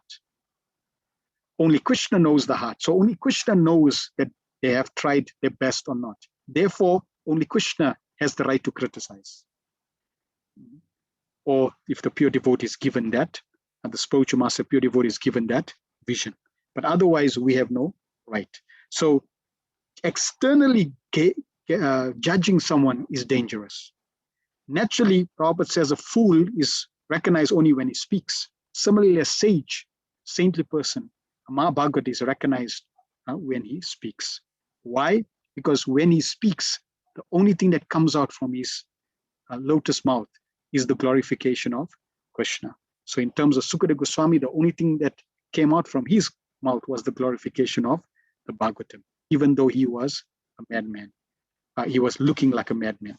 And here we see the example of Jadbar. Jadbar also, he could see his past lives Therefore, he recognized, I don't want to get caught. He was alert. He realized his mistake. He had knowledge. Then he had realization. And then as Jad Bharat, he acted like a crazy man so that he doesn't get trapped. But yet, when he spoke, King Rahuguna could understand this person is a saintly person, and he begged forgiveness. So don't judge a devotee just by externals. And that is why, again, coming to the point of respecting every individual, whether they look, like a devotee or not, they look crazy or not, we should respect every living entity, because you don't know. Prabhupada said even the demigods, they're taking birth in the Krishna conscious movement. So you don't know who's sitting next to you. You don't know who's exalted. And therefore, it's safer to respect every devotee and take it further. As Lord Chitmop says, respect every living entity. Text 7.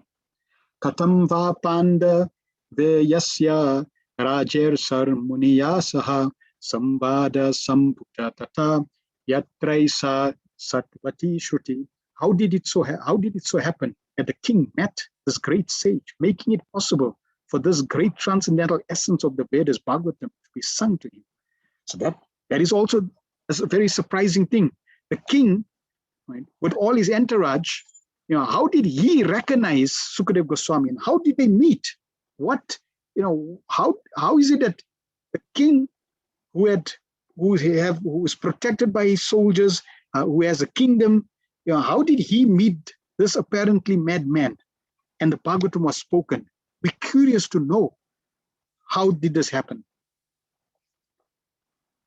Purport Prabhupada, short purport, Prabhupada says, Srimad Bhagavatam is stated here as the essence of the Vedas. It is not an imaginary story, as it is sometimes considered by unauthorized men. We covered this in our last lesson. So Prabhupada is emphasizing it again. It is not imaginary.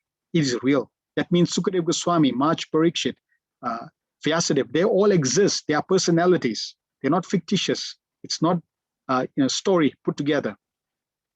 It is also called Sukha Samhita, or the Vedic hymn spoken by Sri Sukadeva Goswami, the great liberated sage. Text 8. Sago dohana matram hi griheshu grihamedinam aveksati mahabhagas tirtha kurvan tad ashramam. He, Sukadeva Goswami, is accustomed to staying at the door of a householder only long enough for a cow to be milked.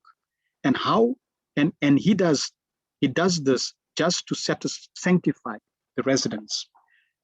So Shonaka Rishi is asking that Sukadeva Goswami, he would generally go to a householder and stay long enough to get milk. Generally, they would milk the cow, so he would go begging. They would milk the cow, few minutes, and then he would drink the milk. So 15, 20 minutes, that's all he would, that's how long he would stay, not more than that, and then go to the next house. How is it that he stayed speaking for 7 days, 7 nights with March Parikshit? Normally, he would just go for a few minutes to meet someone, householder, but here he stayed for 7 days, 7 nights. How come? So they were also curious. So you can see the questions are very thoughtful, and they trying to understand these are not ordinary circumstances.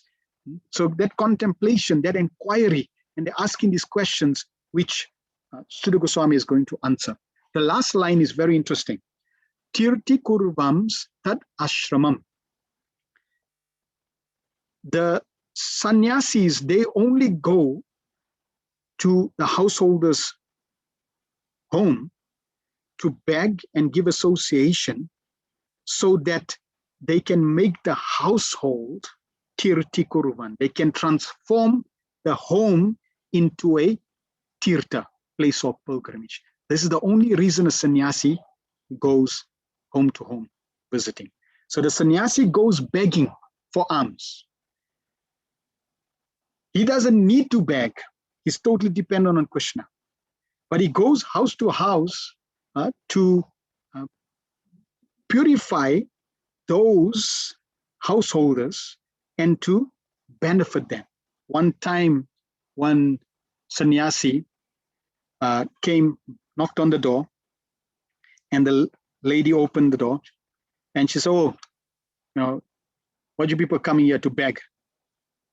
Yeah. So she was nasty. She said, okay, wait, I'll give you something. So she went inside the house and she got some ashes from the fireplace. And she came and she handed the ashes. So the sannyasi has extended his robe, and she offered the ashes into his hands. And he said, thank you very much. And then he left. And the villagers were surprised, that how could you, how did you react like this? And he said, no, she started a journey of giving. Even though she just gave me ashes, at least she gave. So that's the beginning, which means she's advancing. So this is why sannyasis generally would go. They're not really begging. They're helping you. They're helping us advance. All right. So they're really giving us the opportunity to become Krishna conscious. In scripture, it's also explained that when a saintly person comes to your house, the amount of grains that he eats, that amount of karma gets purified from your household life. Okay? But at the same time, we have the culture of how to feed. We don't feed too much. But that's these things are there in terms of the culture of helping soul. So Sukadeva Goswami also, he would just go house to house, right? Spend enough time for milking the cow and then leaving. But yet he was there for 7 days, 7 nights. Amazing. We want to know about that. Srila Prabhupada naturally also as a sannyasi benedicted this whole world. Then Prabhupada continues. Sukadeva Goswami met Emperor Parikshit and explained the text of Srimad Bhagavatam. He was not accustomed to staying at any household's residence for more than half an hour at the time of milking the cow. And he would just take alms from the fortunate householder. That was so to sanctify the residence by his auspicious presence. This was the objective. This is the focus. This is the goal. Therefore, Sukadeva Goswami is an ideal preacher established in the transcendental position. From his activities, those who are in the renounced order of life and dedicated to the mission of preaching the message of God should learn that they have no business with householders save and except to enlighten them in transcendental knowledge. Such asking for alms from a householder should be for the purpose of sanctifying his house. One who is in the renounced order of life should not be alert by the glamour of the householder's worldly possessions and thus become subservient to the worldly man. For one who is in the renounced order of life, this is much more dangerous than drinking poison and committing suicide. So we could take it 2 ways. One is for householders, one is for sannyasis, those in renounced order of life. So Prabhupada is giving instruction for those in renounced order.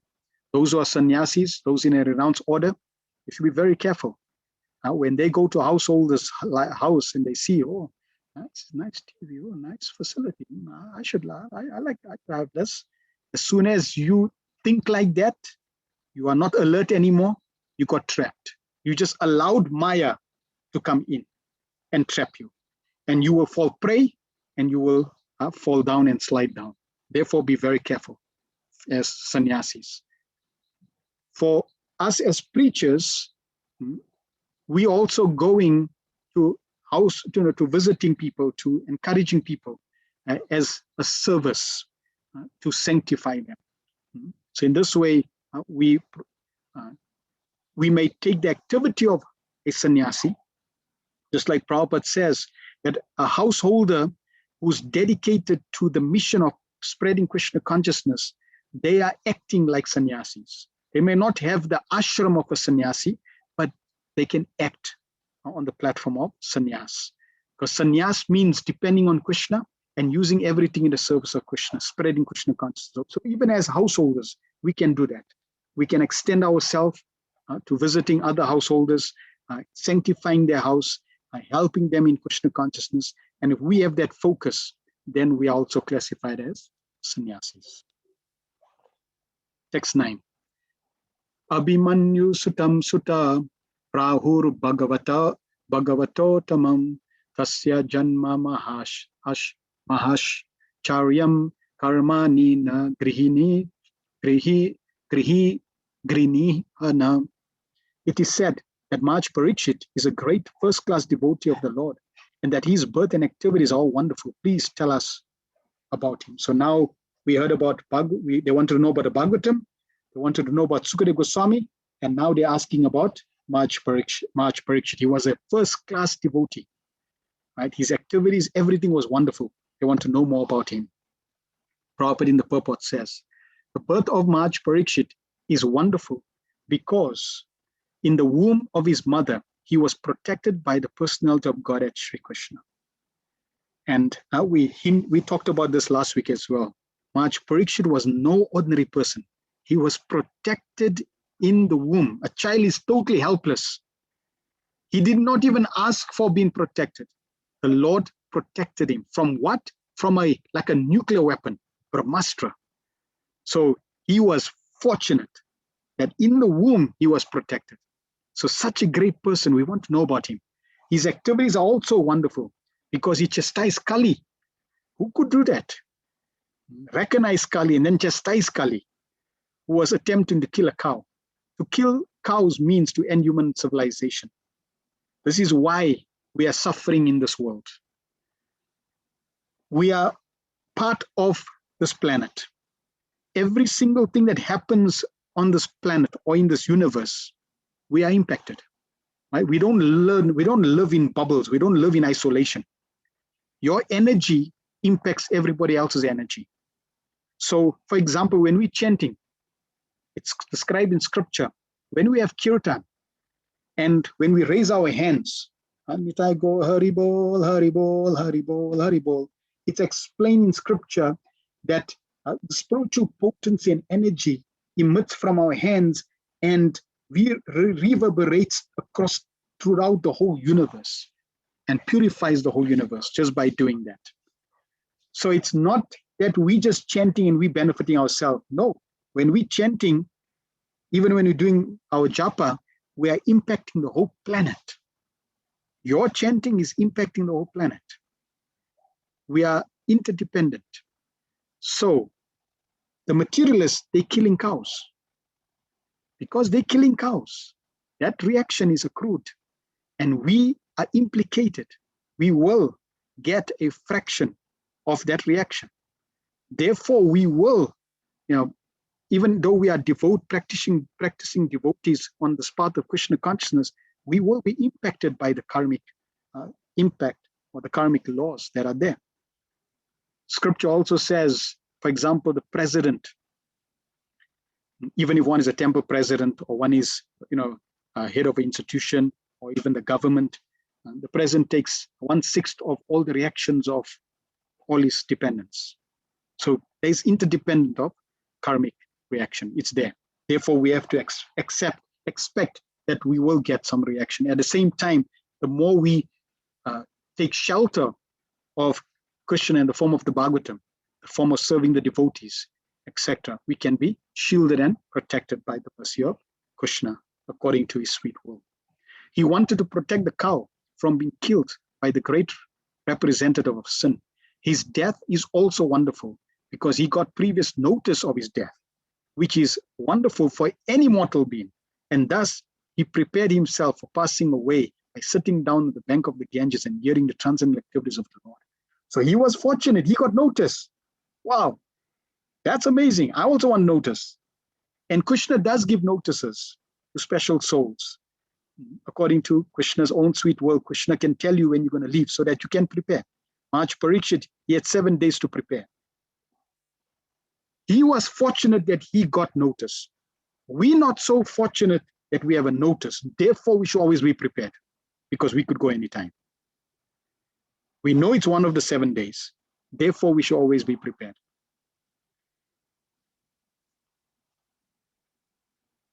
Right, hearing transcendental activities of the Lord. During all the days, he heard Bhagavatam. He did not take food or drink, nor did he sleep a moment.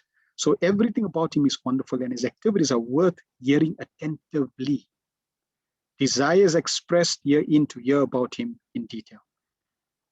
See, it's interesting how Prabhupada's choice of words, right? Prabhupada could have said, so everything about him is wonderful and his activities are worth hearing, full stop. But no, Prabhupada decided to put this adjective, attentively. again, emphasizing, telling us again, repeating.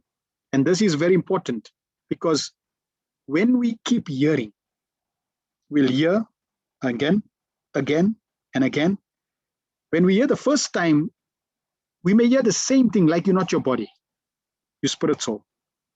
And it won't strike a chord in our heart. Then we hear it again and again. And depending on who's saying it, their potency, their realization will also impact. But one day when we hear that same message again, then the light bulbs go on. Then the realization comes, oh, that's what it means. So therefore, the constant hearing is there. That's why you'll see Srila Prabhupada, apparently repeats himself, but he's repeating himself because he knows this is important for us to hear. Because the more he repeats it, especially important points, we will one day get it. 10.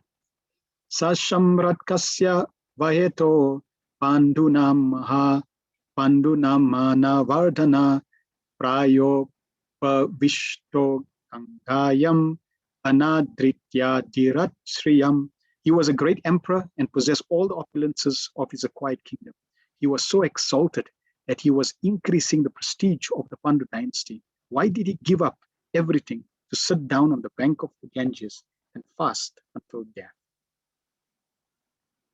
Maharaj Parikshit was the emperor of the whole world, and all the seas and oceans. And he did not have to take the trouble to acquire such a kingdom by his own effort. He inherited it from his grandfathers, Maharaj Yudhishthir and the brothers. Besides that, he was doing well in the administration and was worthy of the good names of his forefathers. Consequently, there was nothing undesirable in his opulence and administration. Then, why should he give up all these favorable circumstances and sit down on the bank of the Ganges, fasting till death? This is astonishing, and therefore all were eager to know the cause.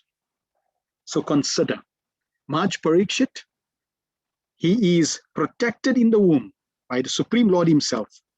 He saw Krishna in the womb. He was a great devotee. He was born in a great lineage. His family members were exalted devotees. He became a great king with practically all auspicious good qualities. He was extremely powerful. So his environment was perfectly ideal, favorable from every perspective. He had everything. Yet, there was a turn in his life. So what was that turn in his life? Why was it there? What caused it? One point that we can gain from that, no matter how perfect your life is, you will always have a reversal in your life. The ups and downs of life is normal. Just like a heartbeat. The heartbeat goes up and down, up and down. That means things go well, things don't go well. Things go well, things don't go well. That's life. If you want things to always go well, that means straight line. That means either you're dead or you liberated like Sukadeva Goswami and in the spiritual world. So if we want things to not only go straight line, but go at an angle, Anandam Buri Vardam, ever increasing bliss, ever increasing favorability, then we have to go to the spiritual and become completely Krishna conscious. Otherwise, in this material world, there's going to be day and night. There's going to be summer and season, summer and winter. And Krishna says, Matra sparshas tu kaunteya shitoshna sukadupada. Agamapainyo nityas tam tijiksha subharata. We must learn to tolerate the happiness and distress. So we tolerate the happiness and distress by becoming sheltered by the instructions and the association of the Bhagavatam, serving of devotees, etc. And by doing this, we can survive the onslaughts of the material world and be able to stay safe on the path of Krishna consciousness and not get derailed. 11. Namanti yat padam niketam atmana Shivaya haniya danani satravam katam savira shriyam angadush dushyajam yuvai satot shatum aho saha shubhi. He was such a great emperor that all his enemies would come and bow down at his feet and surrender all their wealth for their own benefit. He was full of youth and strength, and he possessed kingly opulences that were difficult to give up. Why did he want to give up everything, including his life? So he had everything that anyone would want, that anyone, people would desire in this world: fame, opulence, all wonderful and favorable circumstance and facility. Yet, he decided to give up everything. In the purport, Prabhupada says, there was nothing undesirable in his life. He was quite a young man and could enjoy life with power and opulence. So there was no question of retiring from active life. There was no difficulty in collecting the state taxes because he was so powerful and chivalrous that even his enemies would come to him and bow down at his feet and conquer all, and bow down at his feet and surrender all wealth for their own benefit. Maharaj Parikshit was a pious king. He conquered his enemies, and therefore the kingdom was full of prosperity. There was enough milk, grains, and metals, and all the rivers and mountains were full of potencies. So materially, everything was satisfactory. Therefore, there was no question of untimely giving up his kingdom and life. The sages were eager to hear about all this, and we're going to be hearing this. An interesting point which Srila Prabhupada says in one lecture is that in Kali Yuga, because we don't have any Kshatriyas, especially a Mahabhagavad Kshatriya, then there is no government. There is no proper government. Maharaj Parikshit was a Mahabhagavad Kshatriya. He was an exalted devotee and he was a Kshatriya. And because he was a Mahabhagavad Kshatriya, then there was proper government. There was proper government. A government's duty is to make sure that all his citizens, not just some, all his citizens have enough milk, grains, metal. They have enough to be happy in every situation. There's no untimely death. There's no undue diseases, etc. This is real government. And this was there during Maharaj Parikshit's time. Unfortunately, Prabhupada says in Kali Yuga, there is only Sudras, and a Sudra cannot become a leader. Sudra cannot be a president. Sudra cannot run a country. If a Sudra runs a country, it's like the feet taking the role of the head. If the feet tries to do the head work, you're going to be in trouble. And that is why Krishna consciousness is also very important, because Prabhupada created the society of Brahmanas to then create the Kshatriyas, who can then lead the Vaishyas and the Sudras, so that everyone, without exclusion, can be happy. And that was the situation of Maharaj Parikshit. So we have a great service also to assist Prabhupada in unfolding the 50% of his work to establish Varnashram system, so that everyone can be happy in this world. Second last verse. Shivaya lokasya bhavaya bhuttaya ya uttamasloka paray yana jana jivanti natmartham aso parashramyam mumocha nirvidya kuta kalevaram. Those who are devoted to the cause of the personality of God and live only for the welfare and development and happiness of others. They do not live for any selfish interest. So even though Emperor Parikshit was free from all attachment to worldly possessions, how could he give up his mortal body, which was the shelter for others? Another very, very, very important question and very pertinent question. He had everything going for him. He had all opulence. He was a devotee. Nobody, even the enemies, were not going against him. So everything was perfect, right? No enemies, got all facility, nature's providing abundance. It's a perfect environment. and his dependents were happy with him. So how is it that he even gave up his body, which means sacrificing the shelter that others were dependent on? A very important question. Because sometimes we may also be in a situation that I cannot give protection. I cannot give full protection to my dependents, and we may fear for that. We may feel that I'm in such a predicament that I cannot give full shelter, and feel helpless. Maharaj Parikshit's case, he was able to give full shelter and protection, yet he still made the decision, knowing very well that they depend on his protection. Why? What prompted him? What was the higher reason for that? And we're going to come to that later on in Canto 1. A worthy king, Prabhupada writes, Maharaj Parikshit was an ideal king and householder because he was a devotee of the personality of God. So if you want to be an ideal householder and you want to be an ideal king, this is the first criteria. You have to be a devotee. A devotee of the Lord automatically has all good qualifications. And the emperor was a typical example of this. Personally, he had no attachment for all worldly opulences in his possession.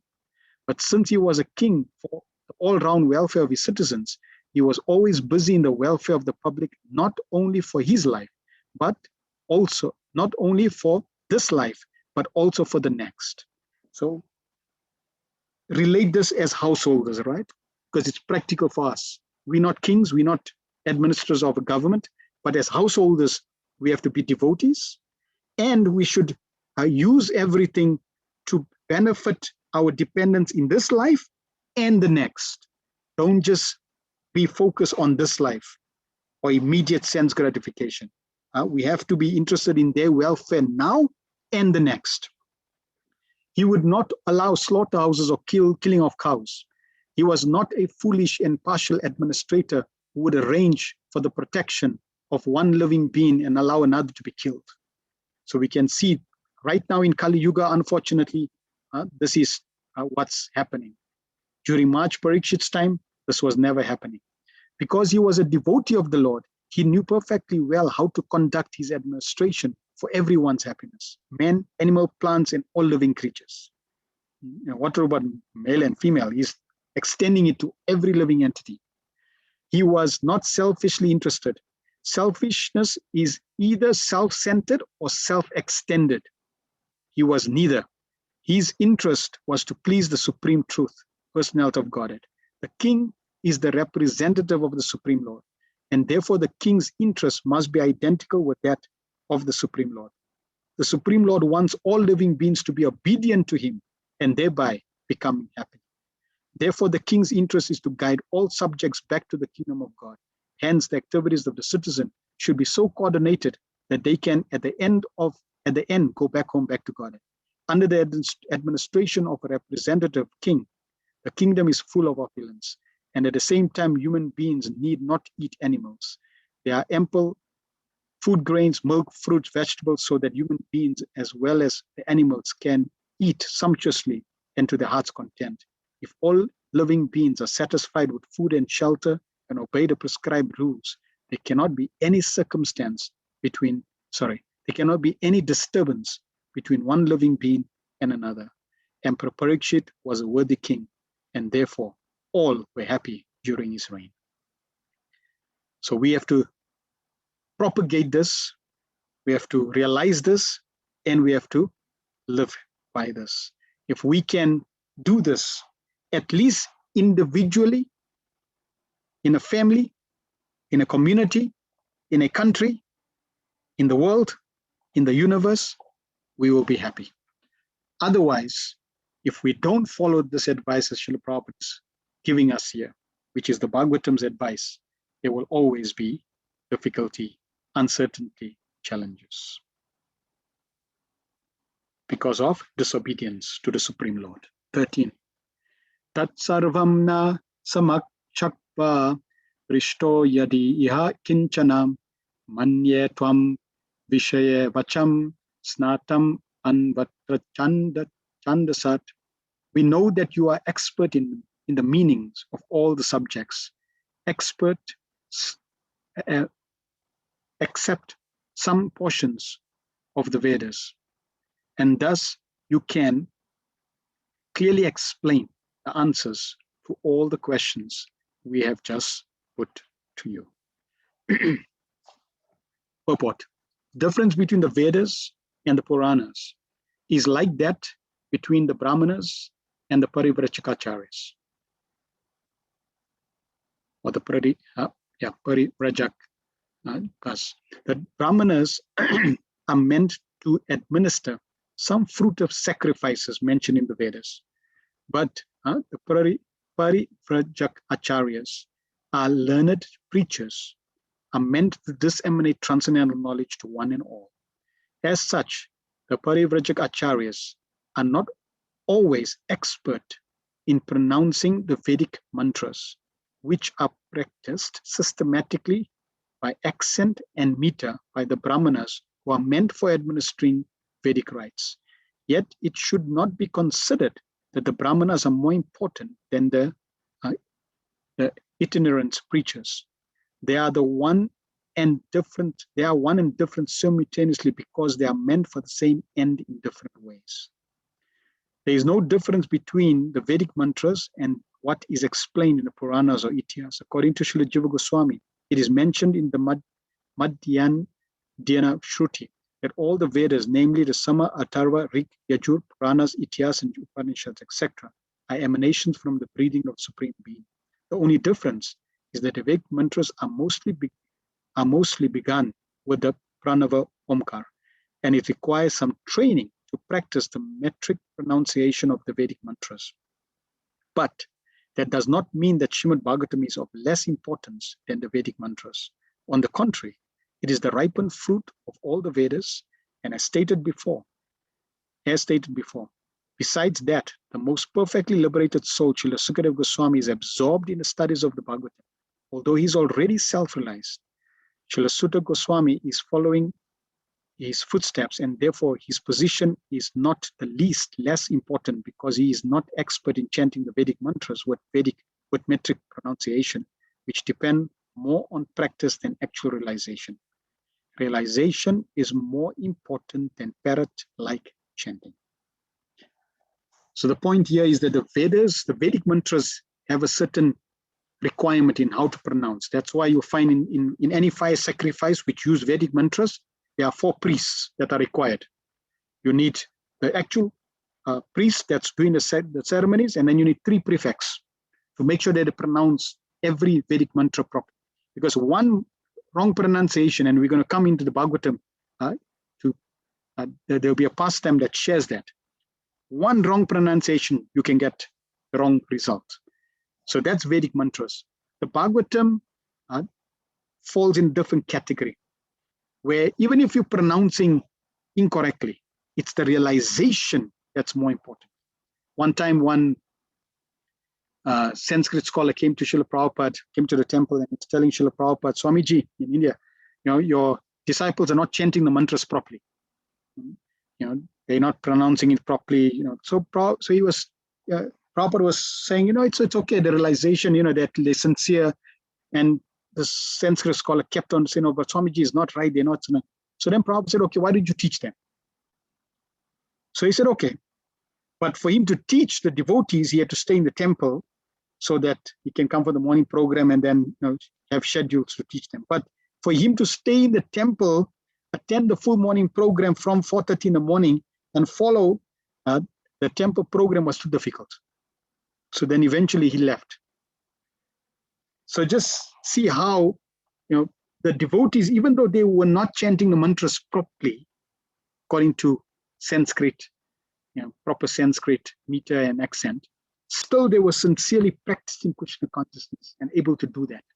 And here a Sanskrit scholar who was able to chant with proper accent and meter could not follow the process of Krishna consciousness in the temple. It's too difficult for him. So therefore, Prabhupada's last statement is very, very important. Realization is more important than parrot-like chanting. And Prabhupada gave the example that we shouldn't chant like a parrot. in a class proper saying we should not chant like a parrot, because if a parrot can chant Hare Krishna, Krishna Krishna, Hare Hare, Hare Rama, Rama Rama, Hare Hare. But we shouldn't chant like that. If we chant like a parrot, what happens if a thief breaks into a house that has a parrot, and the parrot says Hare Krishna, and the thief comes and grabs the parrot's neck and squashes it, the parrot goes, ah, and dies. So even though the parrot could chant Hare Krishna, but when the opportune moment came for it to chant, it chanted, ah! That's the first thing. Second thing, the parrot is chanting, but there's no heart. There's no feeling. There's no realization of what it's chanting. So when we also hearing the Bhagavatam, chanting Hare Krishna, we want to realize what we're chanting, why we're chanting, and have the feelings behind the chanting. It shouldn't be like shooting blank bullets. When you shoot blank bullets, it makes a noise, but it has no proper impact. We want to chant with the proper backing of realization and feeling. And that will come over time when we apply the process attentively, nicely, in proper association, and praying to the Lord for his mercy and blessings. We will then be able to chant properly and perfect our lives. And in conclusion, in relation to these verses that we covered, Srila Prabhupada kept on emphasizing realization, which is Vigyan, as compared to knowledge. And I'll conclude with this slide. Jnana or knowledge means to understand one's constitutional position, and Vigyan refers to practical application of that knowledge in life. So I know I'm not this body. I know I'm spirit soul. That's Gyan. Prabhupada says Gyan is not sufficient. I need to act on that Gyan. So just knowing I'm spirit soul is not good enough. I need to act like I'm a spirit soul. That's Vigyan. Knowing I must chant is one thing. Chanting is Vigyan. So like that, in every aspect, theory and practical application. Theory and realization. We must lead to realization. In human form of life, one should come to the position of Gyan and Vigyan. But despite this great opportunity, if one does not develop knowledge and practical application of knowledge through the help of a spiritual master and shastras, in other words, if one misuses this opportunity, then in his next life, he is sure to be born in a species of non-moving living entities. Non-moving living entities includes hills, mountains, trees, plants, etc. This is the stage of life. This stage of life is called punyatam or mukyatam, namely making all activities zero. So if we're given the opportunity to get knowledge, Prabhupada is giving us the knowledge, and we have the opportunity to transform that knowledge into Vigyan, then we should take full advantage of that opportunity. Don't misuse this valuable opportunity. Otherwise, like everything, there will also be a reaction. We want to embrace the opportunity out of love for the Lord, not out of fear. Okay? Because I want to strengthen my loving relation with Krishna. That should be the impetus. Not, oh, I'm going to get a reaction. That's a lower level. But our loving relationship with Prabhupada, Krishna, with the Vaishnavas, that should be the impetus. And then concluding, Shonaka Rishi asked 3 categories of questions. Questions about Srimad Bhagavatam. This will be answered now going from verse 14, chapter 4 to chapter 7, text 11. Then he asked about Maj Parikshit and his birth activities. That will go from chapter 7, verse 12 to 19, and chapters 19. And then Sukadev Goswami asked about Sukadev Goswami, how he was perceived, his life, etc. And that will be chapters 18 and 19. And that brings us to the end of this section. of the first introduction of Sonaka Rishi, who's asking further questions, which Sudha Goswami is now eagerly going to answer. Srimad Bhagavatam ki jai, Srila Prabhupada ki jai. Sorry, we went a little longer. Are there any questions or comments anyone has?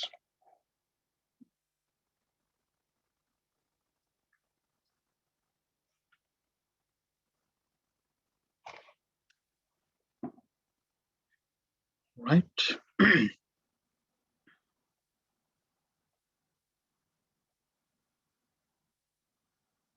Good. All right. Thank you very much. Wonderful. Thank you. So then please read the next section, 14 to 25. And I waited to hear how you'd explain text 8. I hope we were able to shed some light on text 8, Bafana Prabhu. And you're able to understand. If not, contemplate on it, see if there's any questions, and then you can always ask next week. All right, thank you very much for your wonderful association. We will meet again next week to continue. Srimad Bhagavatam ki jai, Samaveta Bhaktavinda ki jai, Nitai Go Pramanande, Hari Hari.